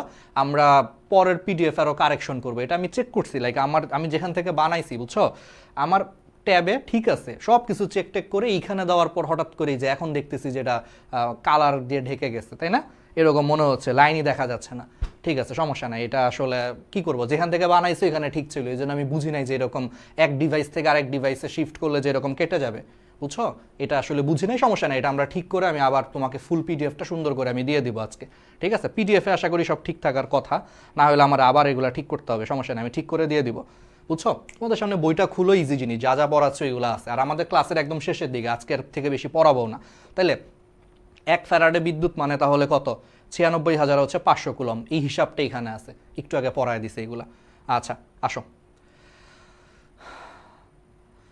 তাইলে এই যে ফ্যারাডের সূত্রের তাৎপর্য, এগুলো হচ্ছে অতটা ইম্পর্টেন্ট না, এগুলো অতটা আমাদের লাগবে না, আমরা এগুলো হচ্ছে স্কিপ করতে পারি। এই যে এই কথাগুলো এতক্ষণ যা যা পড়াইছি সেই কথাগুলাই হচ্ছে আসলে এখানে আছে, এই কথাগুলাই আছে, যে ওই যে একক ধনাত্মক, তাহলে একক ধনাত্মক তোমার কি একক ধনাত্মক হচ্ছে আয়নের ক্ষেত্রে 1 ফ্যারাডে বিদ্যুতের মাধ্যমে, যে এই লাইনটাই, যে একক ধনাত্মক আয়নের ক্ষেত্রে 1 ফ্যারাডে বিদ্যুতের মাধ্যমে 1 মোল সিলভার পাওয়া যায়, কিন্তু দ্বিধনাত্মক আয়নের ক্ষেত্রে 2 ফ্যারাডে বিদ্যুতের মাধ্যমে 1 মোল জিঙ্ক পাওয়া যায়।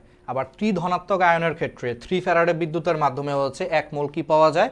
1 মোল হচ্ছে তোমার মানে অ্যালুমিনিয়াম পাওয়া যায়। ব্যাপারটা এইগুলাই এখানে ছিল আসলে, ঠিক আছে? এই যে এই জিনিসটাই এখানে আসলে ছিল। কপারের রাসায়নিক তুল্যভর, এগুলো কি পারবা না? ঠিক আছে, বুঝছি, এগুলো আসলে একটু প্রবলেম হয়েছে। আচ্ছা এবার আসো, ফ্যারাডের সূত্রের সাহায্যে ইলেকট্রনের চার্জ নির্ণয় করা যায়, একটা টার্ম আছে, এটা একটু এমসিকিউতে আসতে পারে, যে ফরিদের সূত্র, আমার বন্ধু ফরিদ, তাহলে ফরিদের সূত্রের সাহায্যে তুমি কি বের করতে পারবা? ফরিদের সূত্রের সাহায্যে তুমি ইলেকট্রনের হচ্ছে চার্জ বের করতে পারবা, ইলেকট্রনের চার্জ বের করা যায়, ঠিক আছে, ফরিদের সূত্রের সাহায্যে, তাহলে এগুলো হচ্ছে তুমি পারবা। ওকে, এই অঙ্কগুলো হচ্ছে আমাদের বাদ, এগুলা লাগবে না, এগুলা পরীক্ষায় অনেক বেশি আসবে না, জীবনও আসবে না, বড় বড় অঙ্ক এগুলো, এগুলো কোনোদিনই মেডিকেল অ্যাডমিশনে লাগবে না। কী রে ভাই 100% যেখানে দিছি বুঝছি, ওই বুঝছি আমার পিডিএফে ঠিক আছে, এখানে ঝামেলা করছে, আমরা হচ্ছে এখানে একটু ইটা বাড়ায় দিয়েছিলাম, ব্রাইটনেসটা বাড়ায় দিয়েছি, ওইখানেই আসলে পুরা দাগ চলে গেছে, কিন্তু বুঝলাম না যেখানে বানাইলাম সেই ডিভাইসে তো ঠিকই আছে, ঠিক আছে, ওকে সমস্যা নেই। এটা একটা প্রশ্ন, তোমরা বই থেকে এটা সহজে অ্যান্সার করতে পারবে। এটা হচ্ছে 1 মোল হচ্ছে ক্রোমিয়াম পাওয়ার জন্য, হ্যাঁ 1 মোল ক্রোমিয়াম পাওয়ার জন্য কত ফ্যারাডে হচ্ছে বিদ্যুৎ লাগবে, এটা হচ্ছে প্রশ্ন। 1 মোল ক্রোমিয়াম পাওয়ার জন্য কত ফ্যারাডে বিদ্যুৎ লাগবে বলো? 1 মোল ক্রোমিয়াম মানে কত বলো? ক্রোমিয়ামের চার্জ কত তোমরা জানো? 3+, তাহলে বাকিটা আমার মনে হয় করার দরকার নাই।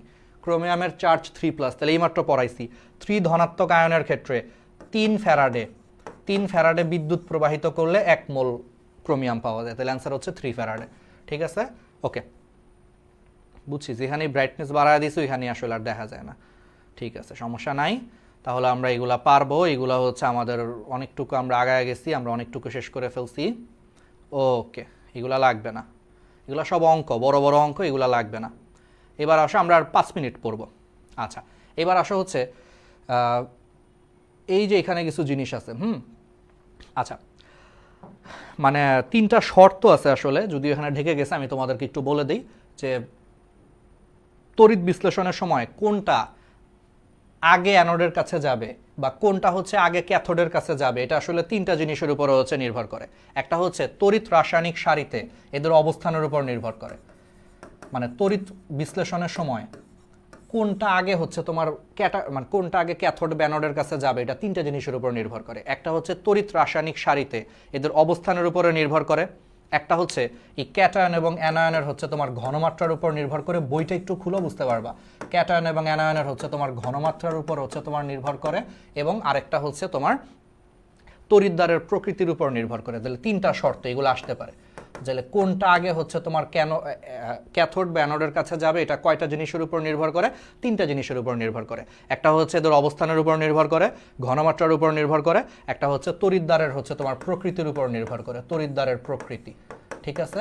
তাহলে তড়িৎদ্বারের হচ্ছে তোমার কিসের উপর নির্ভর করবে? প্রকৃতির উপর হচ্ছে তোমার নির্ভর করবে, ঠিক আছে?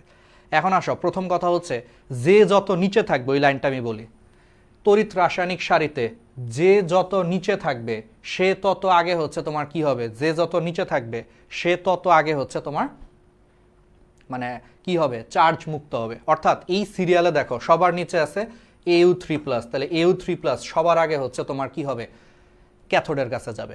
সেমভাবে এই সিরিয়ালে দেখো তড়িৎ রাসায়নিক সারিতে সবার নিচে আছে হচ্ছে তোমার হাইড্রক্সিল, তাহলে হাইড্রক্সিল যেহেতু সবার নিচে আছে, তাহলে যত নিচে থাকবে সে তত আগে হচ্ছে অ্যানোডের কাছে যাবে। তাহলে এই সবগুলোর মধ্যে হাইড্রক্সিল সবার আগে হচ্ছে অ্যানোডের কাছে যে চার্জ মুক্ত হবে। তার মানে তড়িৎ রাসায়নিক সারিতে যে যত নিচে অবস্থান করে সে তত আগে হচ্ছে অ্যানোড এবং ক্যাথোডের কাছে যে ইলেকট্রন ত্যাগ বা ইলেকট্রন গ্রহণ করে চার্জ নিরপেক্ষ হয়ে যাবে। এটা হচ্ছে প্রথম পয়েন্ট ছিল আসলে। এবার আসো সেকেন্ড পয়েন্ট, ঘনমাত্রার কিছু ব্যাপার আছে। আচ্ছা, ঘনমাত্রার ব্যাপার, যার ঘনমাত্রা যত বেশি সে তত আগে হচ্ছে চার্জ মুক্ত হবে। অর্থাৎ যার ঘনমাত্রা বেশি, এই ক্ষেত্রে হচ্ছে যার ঘনমাত্রা বেশি হবে সে তত আগে হচ্ছে অ্যানোড বা ক্যাথোডের কাছে তত আগে যাবে, অ্যানোডে বা ক্যাথোডে তত আগে যাবে। ঠিক আছে, মানে যার ঘনমাত্রা যত বেশি হবে সে অ্যানোডে বা ক্যাথোডে তত আগে যাবে। আর আরেকটা টপিকের উপর নির্ভর করে, সেটা হচ্ছে তড়িৎদ্বারের প্রকৃতি। এই তড়িৎদ্বারের প্রকৃতিটা আমি তোমাদেরকে একটু লিখে দিই, যেহেতু এখানে এটা ঢাকা পড়ে গেছে, তড়িৎদ্বারের প্রকৃতির উপরে হচ্ছে আমি তোমাদেরকে লিখে দিই। ধরো যদি প্লাটিনাম দণ্ড ইউজ করো, দেখো প্লাটিনাম, ধরো এটা হচ্ছে প্লাটিনাম দিয়ে তৈরি। প্লাটিনাম গ্যাসকে হচ্ছে অনেক বেশি পছন্দ করে। ধরো এখানে ক্যাটায়ন হিসেবে হাইড্রোজেন প্লাস আছে, আবার ধরো সোডিয়াম প্লাস আছে, কিন্তু প্লাটিনাম গ্যাসকে অনেক পছন্দ করে। মানে বুঝো না, ধরো তুমি সখিনাকে অনেক ভালোবাসো, সেইভাবে প্লাটিনাম এরে অনেক ভালোবাসে। সো এই জিনিসটা আগে যাবে, এই জিনিসটা আগে যে এইচ প্লাস কী করবে, এইচ প্লাস হচ্ছে ইলেকট্রন গ্রহণ করে চার্জ নিরপেক্ষ হবে বা চার্জ মুক্ত হয়ে হাইড্রোজেন গ্যাসে পরিণত হবে।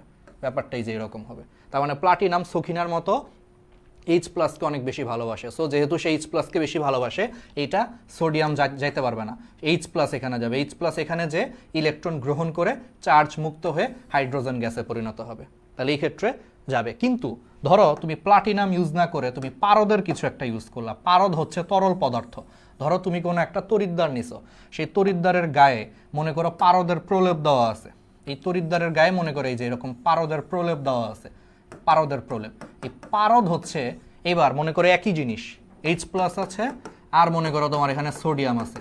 পারদ হচ্ছে জরিনাকে বেশি পছন্দ করে। জরিনা বলতে এখানে সোডিয়ামকে সে বেশি পছন্দ করে। এই জন্য এবার আর এটা যাবে না, এইবার যাবে হচ্ছে এইটা যে এই সোডিয়াম হচ্ছে তোমার ইলেকট্রন গ্রহণ করে চার্জ মুক্ত হবে। সোডিয়াম হচ্ছে ইলেকট্রন গ্রহণ করে চার্জ মুক্ত হবে। চার্জ মুক্ত হওয়ার পর এই সোডিয়ামের সাথে পারদ হচ্ছে এক ধরনের সংকর ধাতু তৈরি করবে। এটাকে বলা হয় সোডিয়াম অ্যামালগাম। এই সংকর ধাতুর একটা নাম আছে, লিখে রাখো, এটারে তোমার বলা হয় সোডিয়াম অ্যামালগাম, সংকর ধাতু। বুঝছো? তাহলে পারদ হচ্ছে জরিনা, মানে Na প্লাসকে বেশি পছন্দ করে, তো Na প্লাস ওর কাছে যে ইলেকট্রন গ্রহণ করে চার্জ মুক্ত হবে, হওয়ার পর সেই পারদটা সোডিয়ামের সাথে যুক্ত হয়ে সোডিয়াম পারদ একটা সংকর ধাতু তৈরি করবে, যেটাকে বলা হয় সোডিয়াম অ্যামালগাম। এই অ্যামালগাম হচ্ছে ল্যাটিন শব্দের মানে হচ্ছে পারদ। আসলে এই যৌগটার নাম হচ্ছে অ্যামালগাম, সোডিয়াম অ্যামালগাম তৈরি করবে। ঠিক আছে, এটাই আসলে বলা হয়েছে যে এটা ওরা পছন্দ করে। ওকে, তাহলে সোডিয়াম, তাহলে পারদের কিছু থাকলে সোডিয়াম ধাতু যাবে হচ্ছে ক্যাথোডের কাছে, যে সোডিয়াম অ্যামালগাম তৈরি করবে। আর যদি প্লাটিনাম থাকে তাহলে হাইড্রোজেন আয়ন সেখানে যে গ্যাসে পরিণত হবে, এইচ প্লাস। ঠিক আছে, তাহলে আমরা হচ্ছে এর পরের টপিক এখান থেকে হচ্ছে শুরু করব। এইটুকু পর্যন্ত আমরা আসলে আজকে পড়াইতাম, মোটামুটি হচ্ছে আমরা অর্ধেক শেষ করে ফেলছি। তাহলে আশা করি তোমাদের কাছে হচ্ছে জিনিসগুলো হচ্ছে ভালো লাগছে ক্লাসটা। ওকে, তাহলে আমরা পরের ক্লাসে হচ্ছে যে শিল্পক্ষেত্রে তড়িৎ বিশ্লেষণের ব্যবহার থেকে আমরা শুরু করব। তাহলে আজকে এইটুকু পর্যন্ত পড়াইলাম। তাহলে এটার পিডিএফটা দিব, বাট আমাকে একটু তাহলে চেঞ্জ করতে হবে। কেন চেঞ্জ করতে হবে? কারণ আসলে মানে পিডিএফটা মানে কি বলবো, মানে আমার এখানে ঠিক আছে একটা ডিভাইসে আমি দাগাইছি, ওই যেই ডিভাইসে দাগাইছি সেই ডিভাইসে একদম লেখা পড়া যাচ্ছে, কিন্তু এখানে আইসা দেখলাম যে এই যে লাস্টের লেখাগুলোতে একটু প্রবলেম হয়েছে, পুরো লেখা ঢেকে গেছে। তার মানে আসলে মানে এক ডিভাইস থেকে আরেক ডিভাইসে নেওয়ার সময় একটু ঝামেলা হয়েছে। তাহলে আমি একটু এটা কারেকশন করতে হবে। কারেকশন করে আমি আজকে রাত্রে হয়তো ঘন্টাখানেক লাগবে আমার এটা কারেকশন করতে, করে দিয়ে দিব তোমাদের একটু পরে। তাহলে একটু ধৈর্য ধরো, যেহেতু একটু প্রবলেম হয়েছে আমি এটা ঠিক করে দিচ্ছি। বুঝছো, আমার যেই ডিভাইসে কারেকশন করছো ওখানে ঠিক আছে, এখানে সমস্যা হয়েছে, আমি এখানে একটু ঠিক করতে হবে। তাইলে ঠিক আছে, একটু মানে ব্রাইটনেসটা কমায় দিলেই হয়ে যাবে। ব্রাইটনেস বেটারে জানি কি জানি বলে, কন্ট্রাস্ট না কি জানি একটা টার্ম আছে, ওটা একটু কমায় দিলেই হয়ে যাবে। ঠিক আছে, তাহলে কেমন লাগছে আমাদেরকে হচ্ছে কমেন্টে জানাও। আর আশা করি তোমাদেরকে একদম বেসিক সহ সুন্দর করে পড়াইছে, এবং এখনও কিন্তু 2 ঘন্টা হয় নাই, 2-3 মিনিট বাকি আছে। তাহলে কোথায় রিভিউ দিবা? রিভিউটা দিবা হচ্ছে কোথায়, আবারও একটু মনে করায় দেই, আমাদের ডিএমসি স্টেশন ফেসবুক গ্রুপ এবং রোড টু ডিএমসি 2.0, মানে sorry, road to DMC Facebook group 2.0 না, dream to be a doctor, sorry, road to DMC dream to be a doctor পুরো গ্রুপটার নাম। এই গ্রুপ দুইটাতে হচ্ছে আপলোড করবা। ঠিক আছে, ওকে, তাহলে ভালো থাকো সবাই, সুস্থ থাকো। তাহলে এই 2 গ্রুপে হচ্ছে আমাদের ক্লাসের রিভিউ দিও যে ক্লাসটা কেমন লাগছে, আল্লাহ হাফেজ। তাহলে আগামীকাল আমরা এই চ্যাপ্টারটা শেষ করে ফেলবো। আগামীকাল বোঝানোর জিনিস কম, মনে রাখার জিনিস হচ্ছে বেশি। সো আগামীকাল আমরা কিন্তু এই পুরো চ্যাপ্টারটা শেষ করে ফেলবো। আল্লাহ হাফেজ, আসসালামু আলাইকুম।